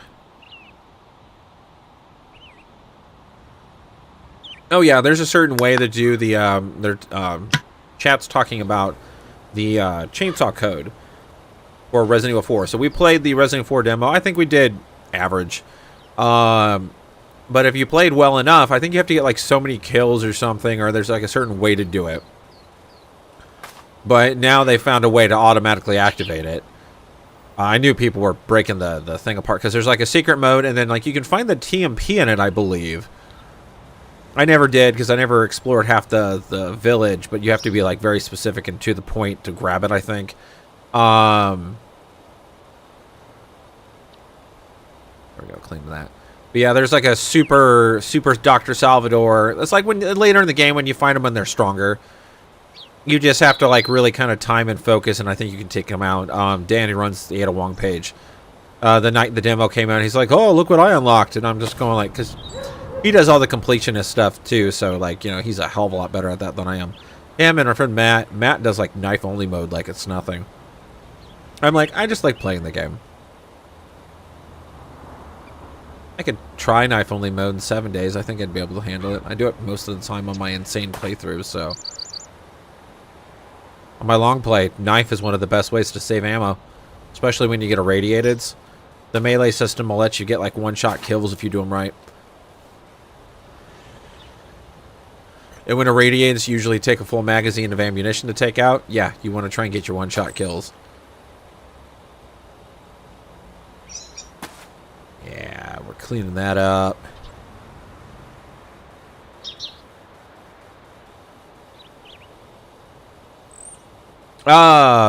As in, not con mat, umbrella mat.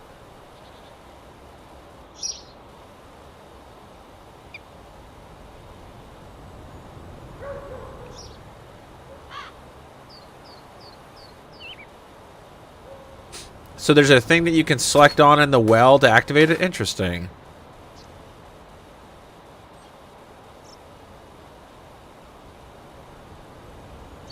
Oh, the TMP's in the well.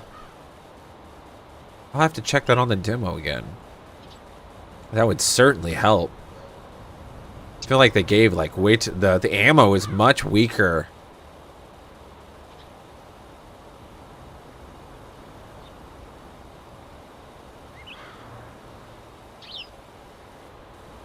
So I wonder what the weapon upgrades are going to do for this. And if we're still going to get the free pistol by shooting the medallions, we'll find out. They should keep that in. That would be well worth doing. What I heard, we're getting missions from the merchant. Like extra stuff you could do to get extra items. I'm not sure if it's just going to be like the shooting range or if you're going to get like, go kill so many more villagers to earn points. The point system would be great. I like earning stuff through that. Like, go through, like, how what they did for Resident Evil 2 and Resident Evil 3, and that earned you benefits. I like that. Like, you know, shotgun kill, so many this and that, and it adds benefits for you to not just go through it with one gun. You play with your different weapons. So, alright. Let's clean.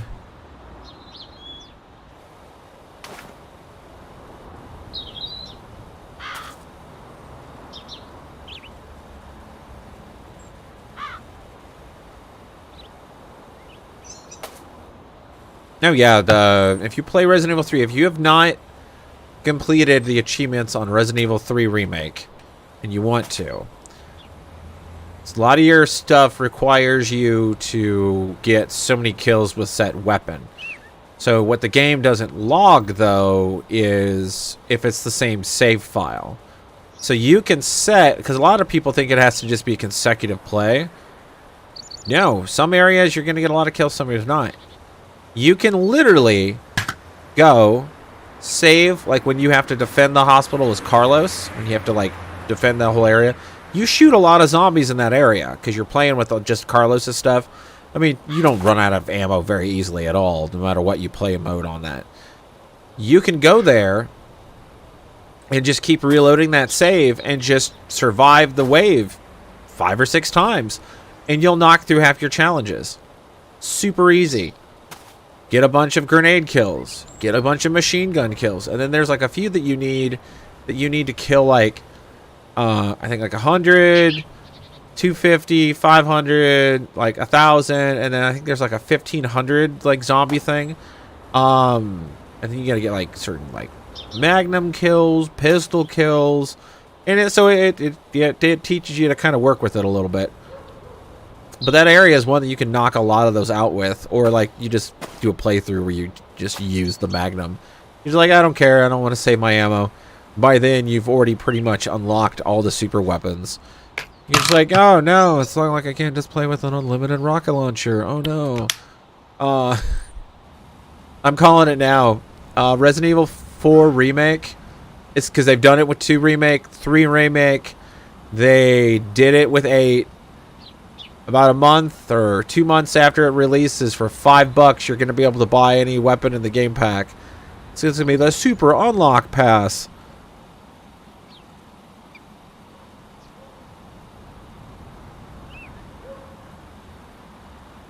Yeah, well, that's the whole thing too.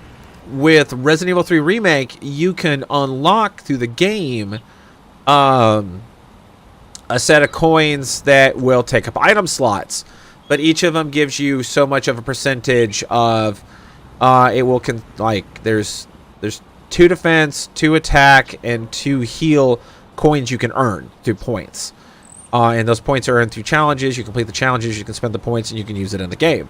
Which I like that because it's very old school style rewards you can get in the game, because that's the only way you got stuff in Resident Evil.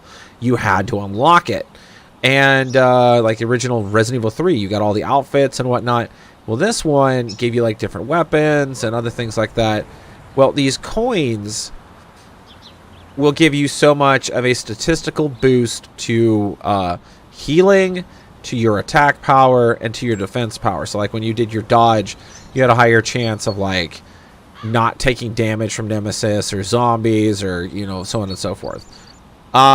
You can unlock a total of 2 each, and then you equip that. Well, when the special bonus packet thing came out, they didn't expect the fact that you would, well, I mean, they figured anyone who's going to buy this are going to be the people who didn't earn it or can't earn it. And it's just a fun way for them to play then. You can use it with the other ones you unlock. So then you can go through with 4 attack coins, 4 defense coins, and 4 healing coins, which make some of the insane playthroughs, like the hard mode on Nemesis is notoriously hard, because Nemesis's AI is just through the roof. I mean, he can literally dodge a rocket from inches from his face. You will just get the snot kicked out of you. So they're just like, you know, it adds to the help. So when you put it through, you're just like, oh, I am literally Neo in the Matrix now. So it's a lot of fun. It's a fun little exploit. God, some of the exploits in games over the years. Oh my God. Some of them have been very interesting. Yeah, let's clean that off.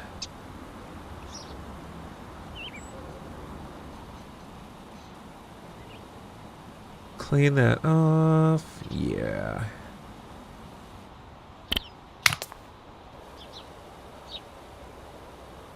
That's a better hose for right here. Just the therapeutic relax of just cleaning something in the night.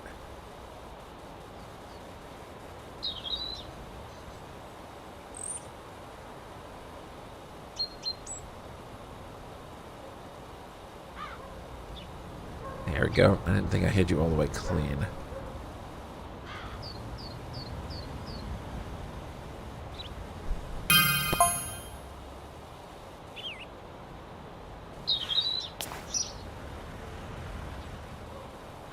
Oh, I guess we earned the another job.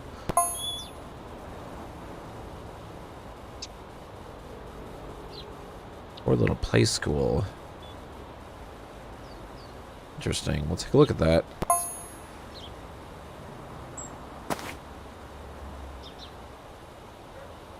Oh, I guess we had a volcano level unlock. Alright.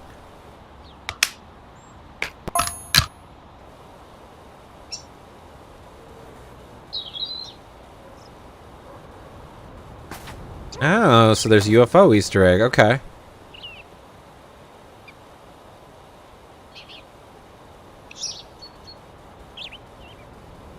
Clean that. Good Lord. Yeah, I can see why there's levels that they want you to upgrade your gear, because they're progressively making this stuff a little bit harder to come off every level.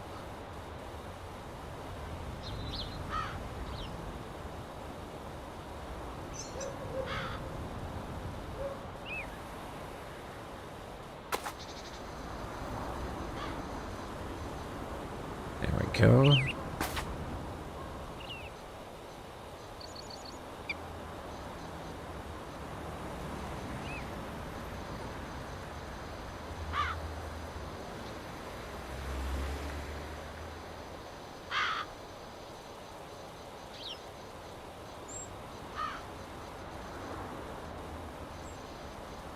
Alright, I think I can put on the longer lens.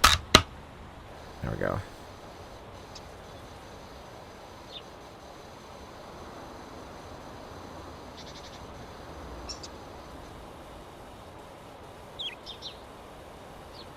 Whee! Just give a boy a phallic-shaped object and he'll be entertained for hours.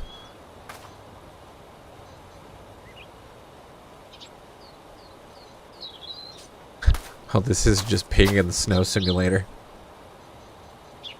So we're cleaning, they're tricking us to be responsible adults.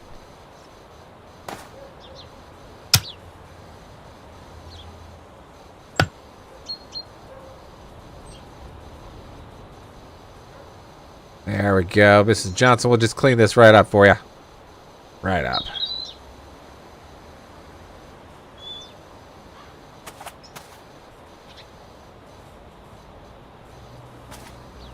There's no order, there's no organization. There is only clean. Mr. Clean. Not the cult of Mr. Clean.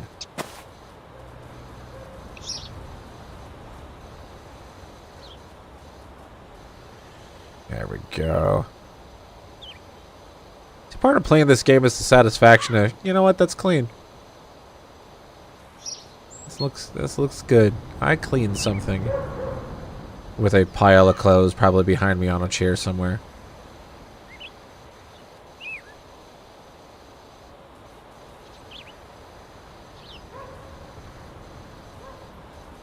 There we go. That saved me some cleaning. Good.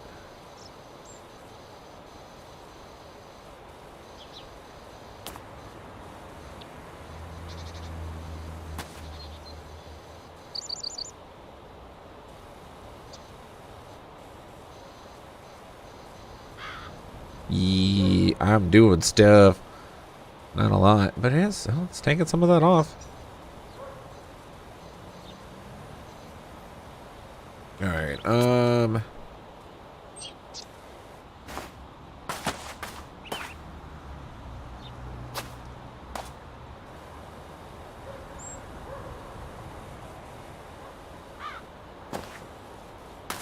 that's a good thing I looked up here.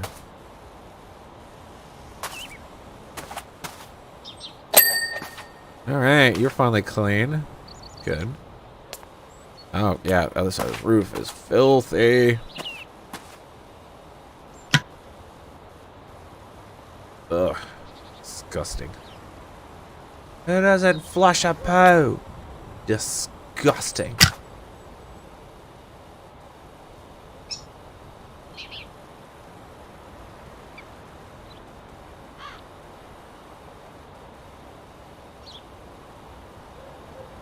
There we go.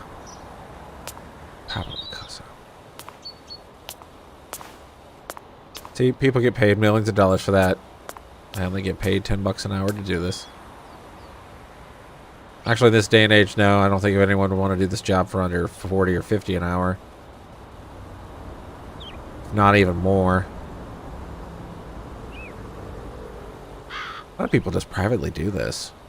God, maybe I'm misquoting, but how much does a power wash cost? I don't think they're cheap. I think they say a lot of times power wash jobs are like $1,000, like 500 to 1,000, I think, depending on the size of them. Chemicals, cleaning, time, space. Yeah, I could see it.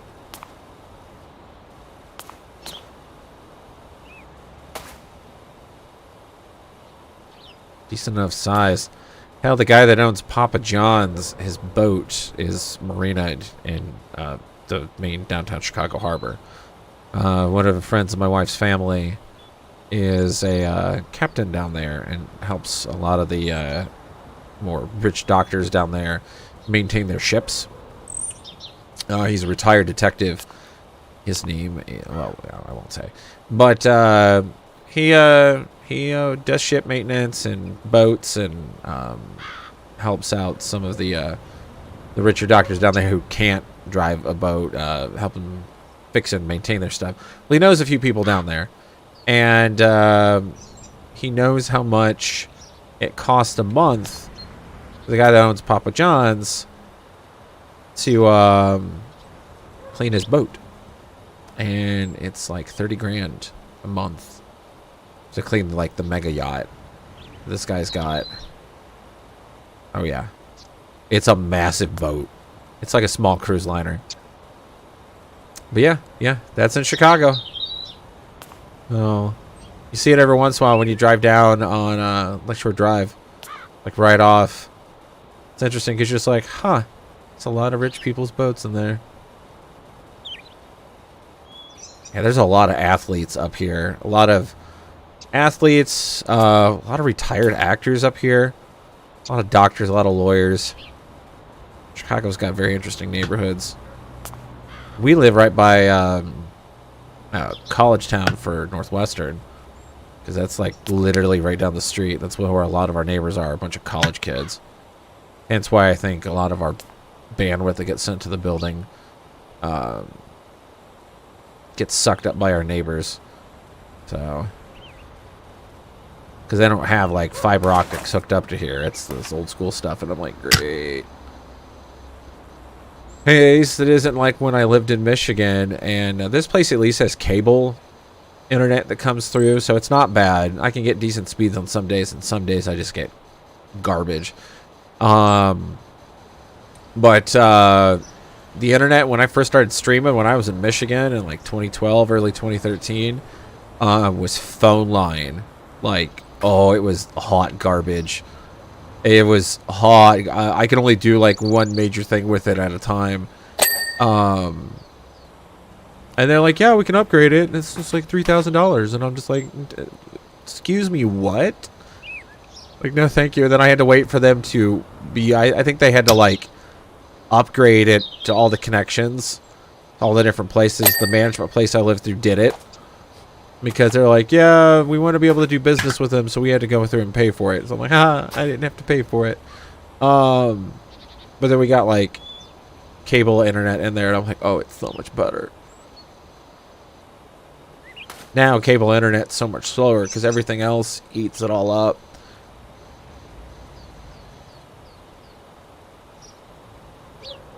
Oh yeah, no. 3K is definitely not pocket change. And when you're going through a divorce and you don't have a lot of cash, you're like, yeah, you know what? I'll be selective with my internet. I'll be selective with it.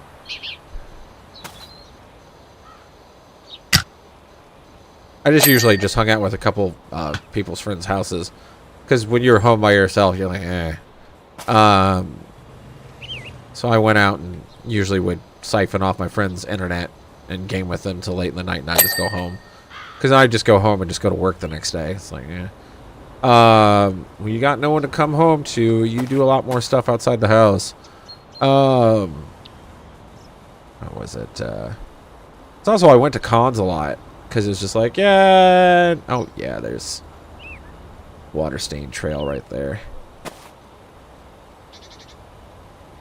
Oh, yeah, I went to a lot of cons. God. Probably. A lot of it were repeats, but God, I've been going to cons for almost 20 years. I've attended probably 200 plus, easily. Oh my God, yeah. I go to one almost every other weekend half the time. It's a lot of fun. I enjoy them. Made a lot of good lifelong friends at them. Met a lot of cool people at them. Most of my bridal party, if not, that's how I met my wife, was at conventions. There are hot nerds out there, guys. You just got to check it out. Remember the rule? Cosplay their husbando or waifu. You will meet the opposite sex or the same sex or whatever. You'll meet them.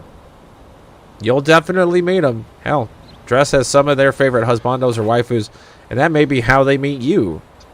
Who knows? Who knows? Conversational piece. I just started dressing up as a guy from YouTube, and it met me some really cool people. So you guys never know what'll happen for you. Go try it on out. Yeah, we're gonna have to do the whirly gig. Little whirly jig.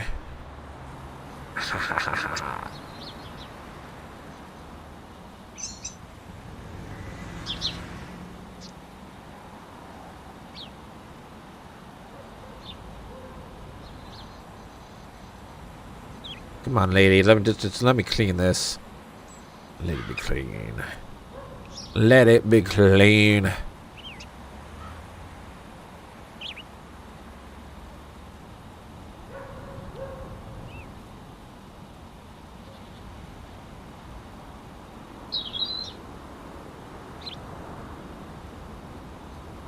There we go. 3K is definitely not pocket change.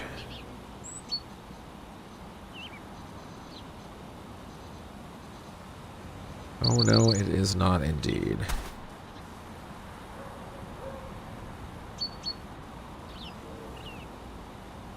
There we go. Getting all that water stain off.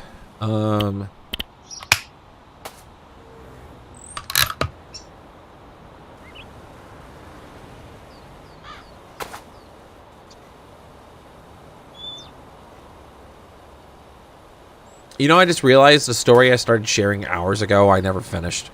Talking about, like, one of the big cosplays I want to do for Colossal Con. I want to build a Dragon Zord. I want to build the Dragon Zord and walk through the water park on the outside. Yeah.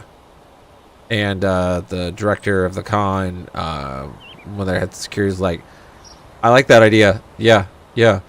Because when they go around and then they advertise it, and I go, hey, would I have permission to do this? Because sometimes they allow costumes in the water. So I want to do the whole, like, footage of, like, the Dragon Zord, like, coming out of the water cosplay-wise. And I'm going to make it, like, cardboard duct tape, so it's probably going to get ruined at this con doing this. So I'm not going to make anything too serious. I may not be able to go home with it because the cardboard gets wet.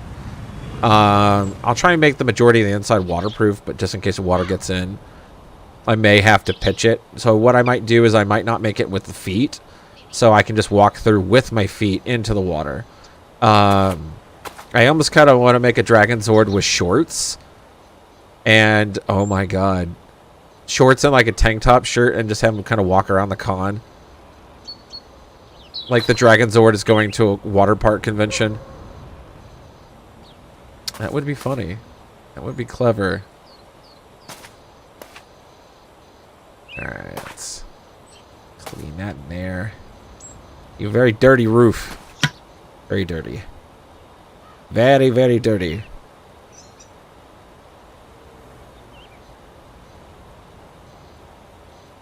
Ooh. Yeah, Mega Man is a... There's a different list of collectibles with that stuff. I've already picked my poison on my collectibles. Mega Mans are a special kind of fun. I like the X series. It was always fun to watch friends play it. I can rudimentary play X, but I never played much of the other ones. God, I think we were at a dinner party with some friends. Well, this is more of a hangout. I don't know if I'd call it a dinner party. But, I guess it technically is. Yeah, yeah. We brought the Steam Deck and we were playing it. And, one of the guys like, is this Mega Man 6? I'm like, yeah. And he goes, kept playing? I'm like, yeah. He just pounded it out. Beat, like, Mega Man 6. He goes, yep, that was cool. And I'm like, do it again. He's like, well, but it was, like, super late. Because everyone's like, it's like 1 in the morning. And some of us have, like, an hour where we have to drive home. And I'm like, all right. But then we all were, like, 5-year-olds sitting around side watching it being played. And you're like, oh, it's our childhood all over again. And you're like, oh, wait. I'm an adult that has a mortgage. Oh. Interesting. There we go. Although, one day, some young one will challenge you to Smash Brothers, and you're like, my child, you were trained on the grounds of the remakes. I was trained on the original text. The manual, still firm in my hand, teaches me that I will wreck you, child. I will wreck you. Like, little petulant kid. They're like, bring it, old man. I'm like, cracking out GameCube controller. I have seen so many people, like, almost get close to be like, I'm gonna fucking fight you over Smash Brothers shit talking. Like all the other like Street Fighter guys are like, oh yeah, Street Fighter, oh, I'm pretty good with this one, or like that. Mortal Kombat guys are just like, oh yeah, I'm really good at this. But you get like Dragon Ball fighters, or they'll get like, you know, they'll get pretty serious about it, but oh my god, Melee Bros. Melee Bros. Oh my god. Oh yeah, I like playing this. It ain't shit. It's Melee. And they've got their original GameCube controller and everything. They smell like they haven't showered in a week. You're like, please don't. Please don't. I had to work at GameStop when Smash Brothers came out on the Wii. And the joy we got to experience playing it before any of the other nerds. And we turned the TV around, and they couldn't be in for like 2 hours when we did like the premiere of it. So we just sat in there playing it in front of them because we were doing a tournament that night. And a guy playing as Pikachu won. So it was fun. But we're just sitting here, man, it would be a shame if you guys didn't watch us play Smash Bros. There. And there were people like slapping several $100s on the glass going like, let us in, let us touch it. We want to play it first. Oh my god, yeah. It was fun watching. It was definitely fun. There was the guy that did Pikachu. He picked it up quick, just wrecked everyone. It was fun. It was funny as all get out. I'm just sitting here, I'm like, I don't even play Smash. This is fun watching. I don't do fighting games much. I like doing more shooter, survival, stuff like that. I like watching them. Because to me, it was like, to me, fighting games are a religion. Not my religion. I appreciate it, but it's not my religion. But if you do it, all the more power to you. I don't mean to be a Debbie Downer, but I'm looking at the creepy symbols you found on the side of the house you're working on. Okay.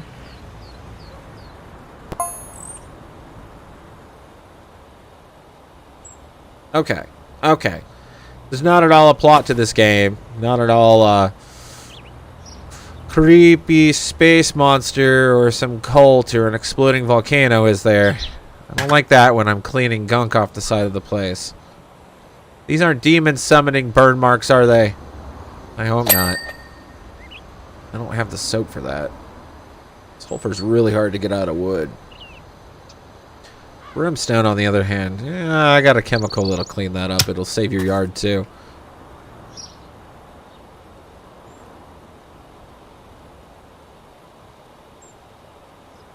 Oh, hello. I like the name, Leonardo. We're talking about the joy of fighting games. Talking about everyone knows someone that has to shit talk their game in a fighting game. Everyone knows someone that does that. We all do a little bit in every certain game. We all have our game that we know that we would like. Space aliens invade Earth and you get chosen as the champion. They tell you to defend with one game. Like you had to fight like your arena to fight in. Your skill. What game would that be? On a 1v1, what game do you know that you would just wreck with? Kind of like the whole like you can only call one person to win $1 million who would automatically pick up the phone. Those kind of questions are always fun to ask. I would have to say at this moment right now, skill level wise, I'd have to say 7 Days to Die. It's probably the most proficient game I'm in right now. I feel like I'm decent enough that I could put up a good fight. I definitely know how to exploit the game if needed.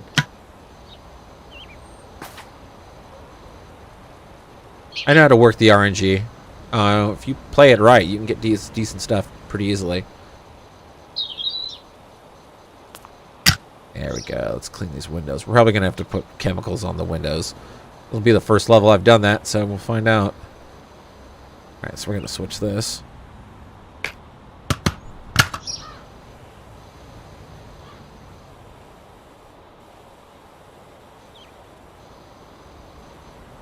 It's still so filthy.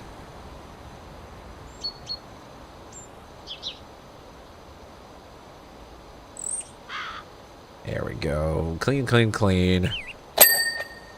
Hey, it's good sound. I always like to hear it. Hey, we're in 82. Something tells me there's going to be a lot of fine-tooth comb cleaning on this one. There we go. I want to fall off the roof, though.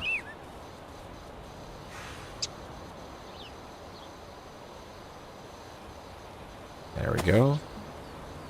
Yeah, this white wood, I feel like I'm going to have to do the power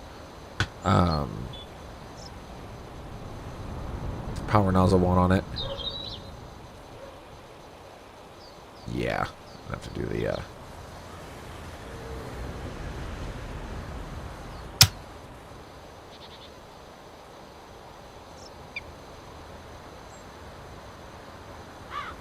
and yeah, clean, clean, clean. Person's face. Little eyes, little nose. Spoopy markings. Alright.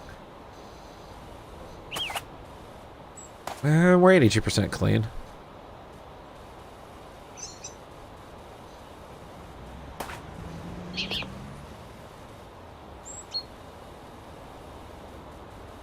Speaking of turtles, who else but me thinks the new trailer looks like the trailer is lagging?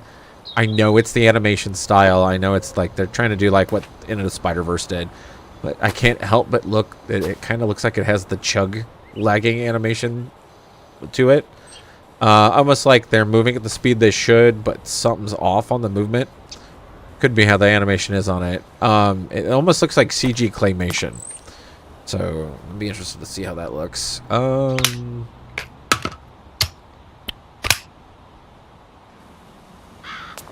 Yeah, that's what I'm going to have to use.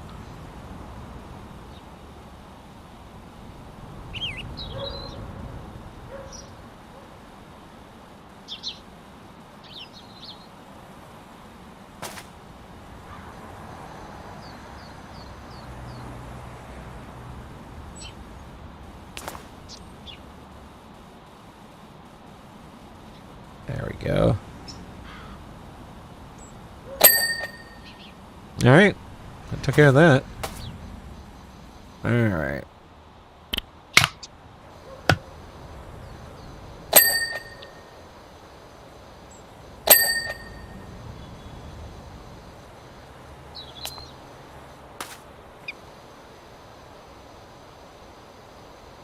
Alright. Let's pull out.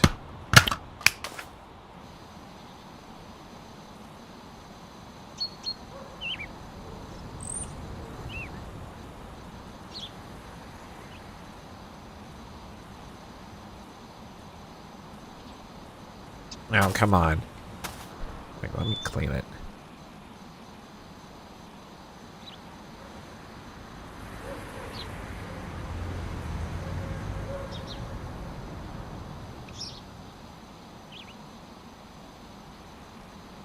There we go. Yeah, we're cleaning you up. There we go. You're going to look great.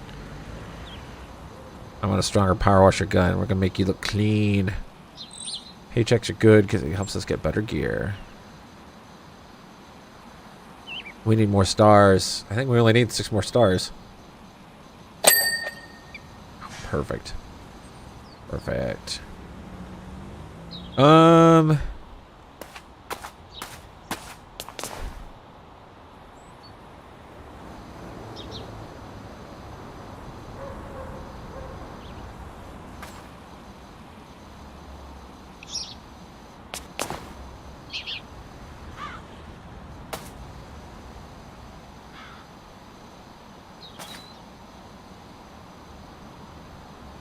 There we go.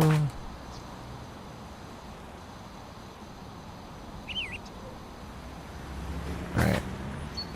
Down here, let's start cleaning this up.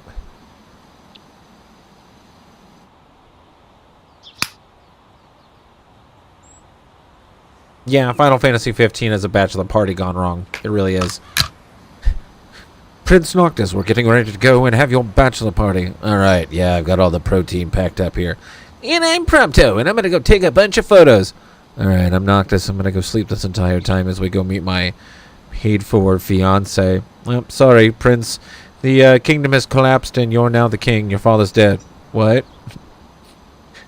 Nothing but gross sobbing the rest of the way. Actually, it was a really good game. That was the game that got me back into Final Fantasy. Final Fantasy 13 was hot garbage. 14 was hot garbage. I mean, that game was bad. It was only until they like reinvented it like 18 times that it actually finally stick. All they did was just turn it into WoW, and it's a WoW clone. Final Fantasy's patching all over it. If you like it, you like it. To me, I'm just finding it's just a cash grab. But yeah, ever since Square Enix has gotten their hands, like, you know, they went from Squaresoft to Square Enix, it's just like, really? But then 15 came out, which was actually 13 Versus for years, and I've been kind of following it, and then like eventually I'm like, oh, this came on out, let's try it on out. 15 was good. 15 was, I liked it so much. A lot of the themes of our wedding, we had a Final Fantasy 15 themed wedding. And, well, it was kind of a cosplay combination, but majority of our themes, our flowers, everything, were all Noctis and Luna. We had the cake toppers and everything on that. We combined some Power Ranger stuff at the wedding, Nerd-esque, Star Wars, all kinds of stuff. Maddie walked down the aisle to Orin High School Kiss Kiss Fall in Love. I walked with my groomsmen and the bridesmaids groomsmen walked into a violin procession of the Force theme from Star Wars. Oh yeah, you know, I'm a nerd. So was my wife. Oh yeah, and we had some fun with that. We posed. We had wedding photos posed with our morphers. Oh yeah, we're Power Ranger nerds. We like it. Of course, for our honeymoon, we literally went out to L.A. to I think we did Disneyland for the Halloween stuff, so you could dress up. So we went as Han and Leia. We went to a bunch of Power Rangers filming locations around L.A. Dressed as Tommy and Kimberly. Went to like Universal Studios. You know, just did the touristy stuff, but then we also did like Power Ranger sites.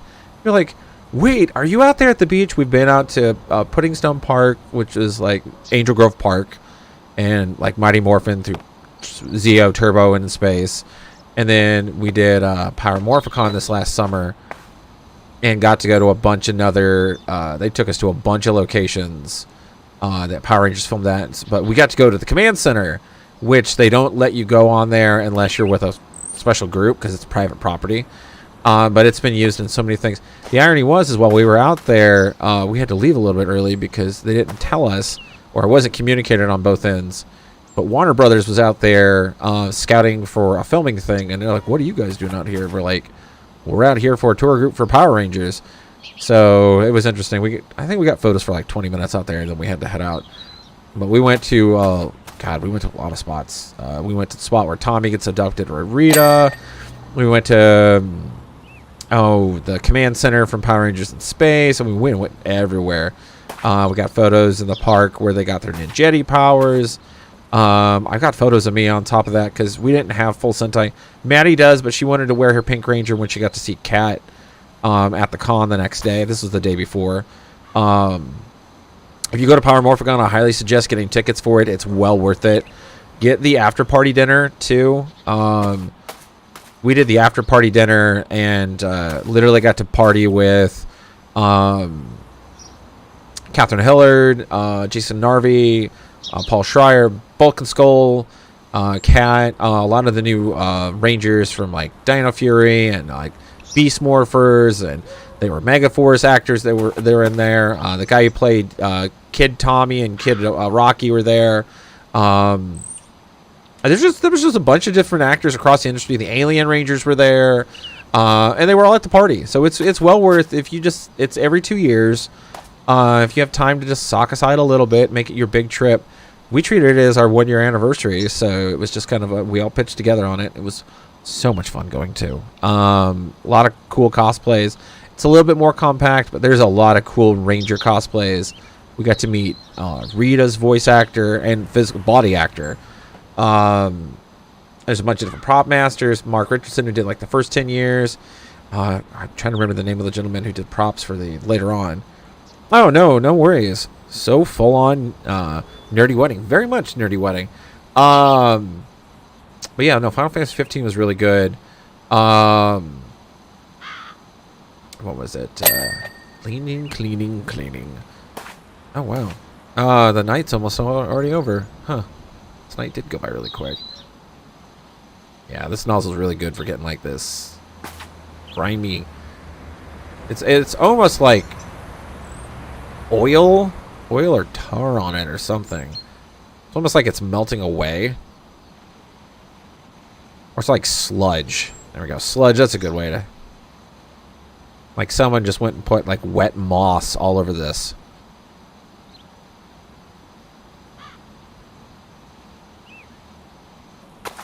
We're gonna switch it to this.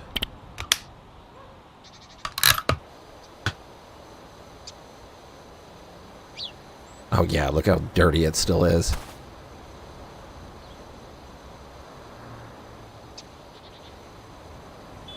Yeah, that's gonna have to be power washed with the other one. Let's clear this angle.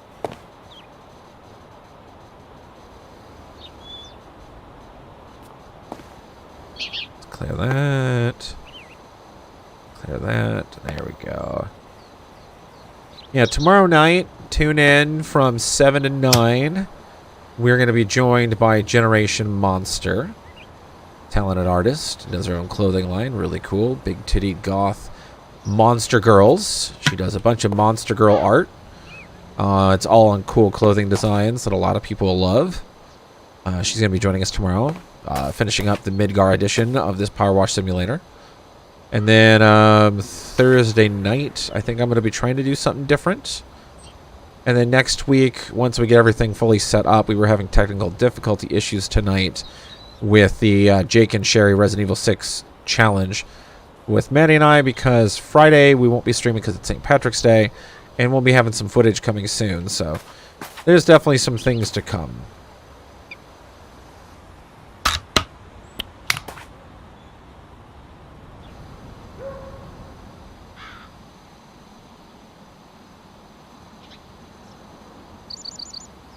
Almost like mud. There you go. Dried mud.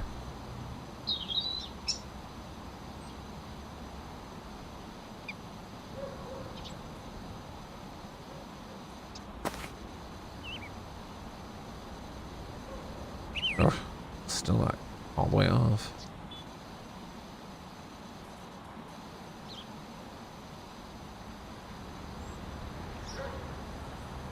Good Lord. Good Lord, this is dirty. Okay, pays the bills. It's the bills indeed.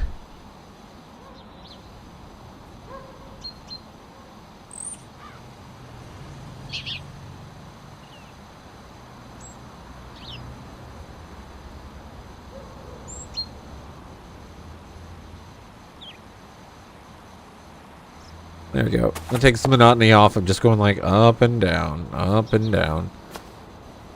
Nice cleaning. It's like, yee.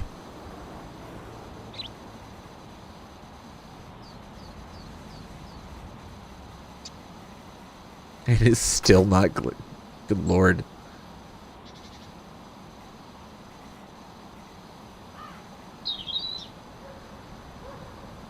All that grimy stuff right here.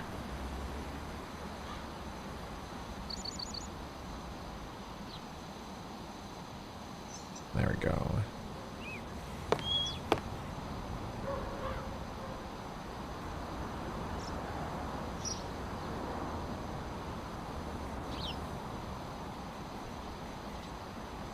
It is kind of melting away like watercolor. Like it either lashes off like mud, or it kind of just melts off like watercolor. It's a nice little detail. It's not really that high of a res game, but it is a nice little detail.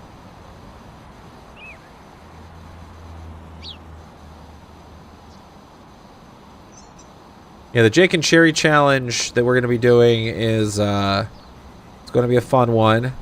It's in a snow biome world. They're going to be level 150. Maddie and I will both be playing if the game allows us to do duels. If not, I'll have to, because it's like it was being like really chuggy internet-wise, and I'm not sure if it's us. Our router's a pretty strong, decent one. We pay for the gaming package, so we shouldn't have an issue. But as of recently, like the internet's been like super crappy, and I don't know if they're working on it in the area or we're just getting screwed. So, in this day and age, who knows? We're also in the market of looking for a home, and we've both agreed that when we get a home, we're putting the money into a high fiber line. So, yeah, good internet will be fun to have.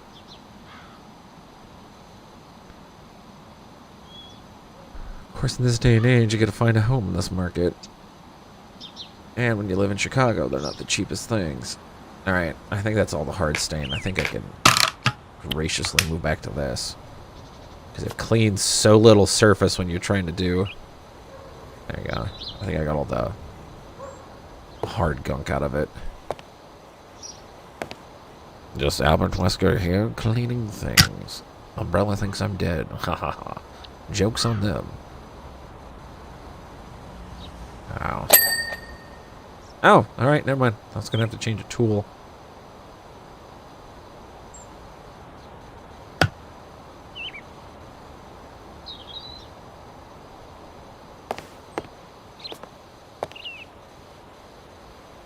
Yeah, we're definitely going to be streaming some Resident Evil 4. And I'm very much looking forward to it. Especially if it's playing like 8. And after playing the demo, that feels so genuine to the original. Don't just be the demo. Don't just be... I mean, I loved it. It was great. It just felt like the game was a bridge. So we might get the experience in a little bit of a shorter play. But it feels like it's good condensed. Not like choppy, lazy condensed. It felt like a good condensed. Like... They just shortened some of the walks. It's like they tighten it up. They trim the fat a little bit, and it works.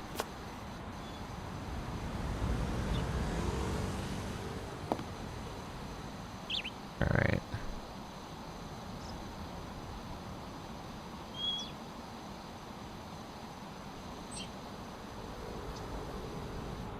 We're taking this approach.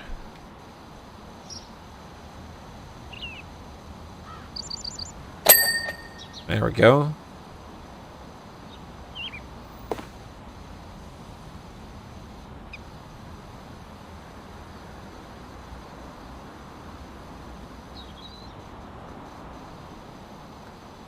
Yeah, at angles like this, it's not too hard to see the dirt.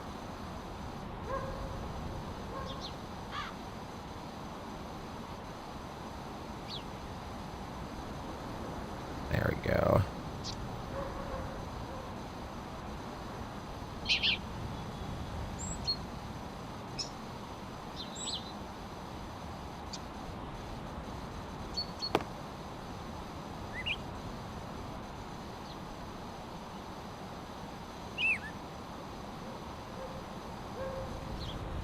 All right.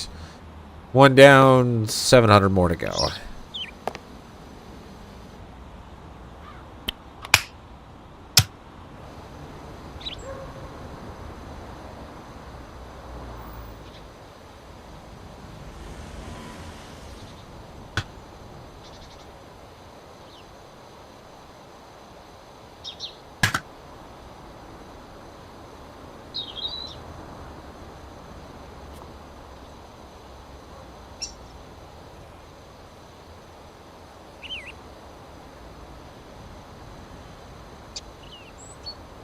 Yeah, your top probably needs cleaned.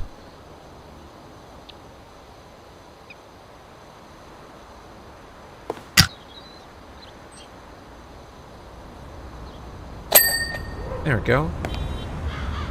Trying to get as much cleaned as I can before... Oh, it's 10 o'clock.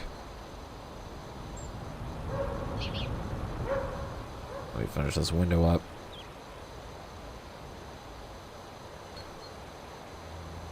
This wall's almost done too. Ooh. It's still making some of these stains. And in the butt to clean.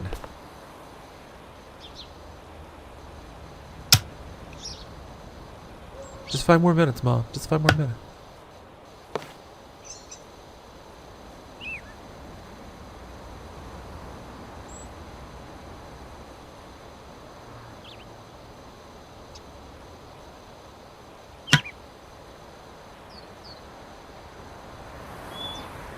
because I think it's still above this that hasn't been.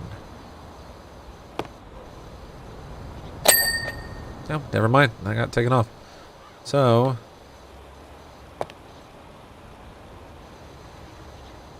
actually, that would be this. Because I need to get, like, right in that crevice. Alright, so that's clean. That's clear. Yeah. Yeah, we're doing good.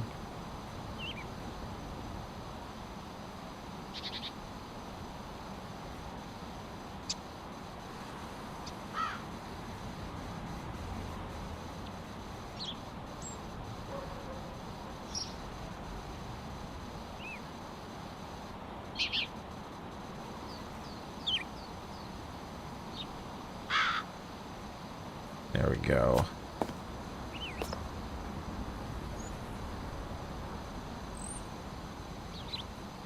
Come on.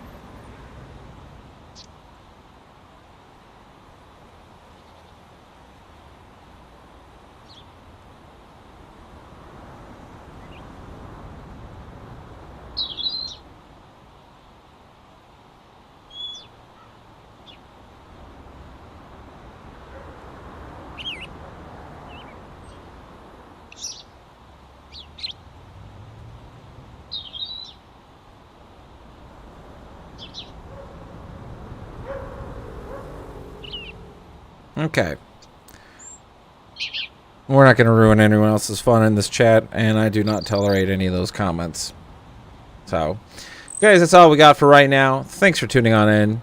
It is 10 o'clock anyway, so it is time for us to log off. As shown earlier, I have no issue with bans or removal on stuff on this, so guys, just don't do it.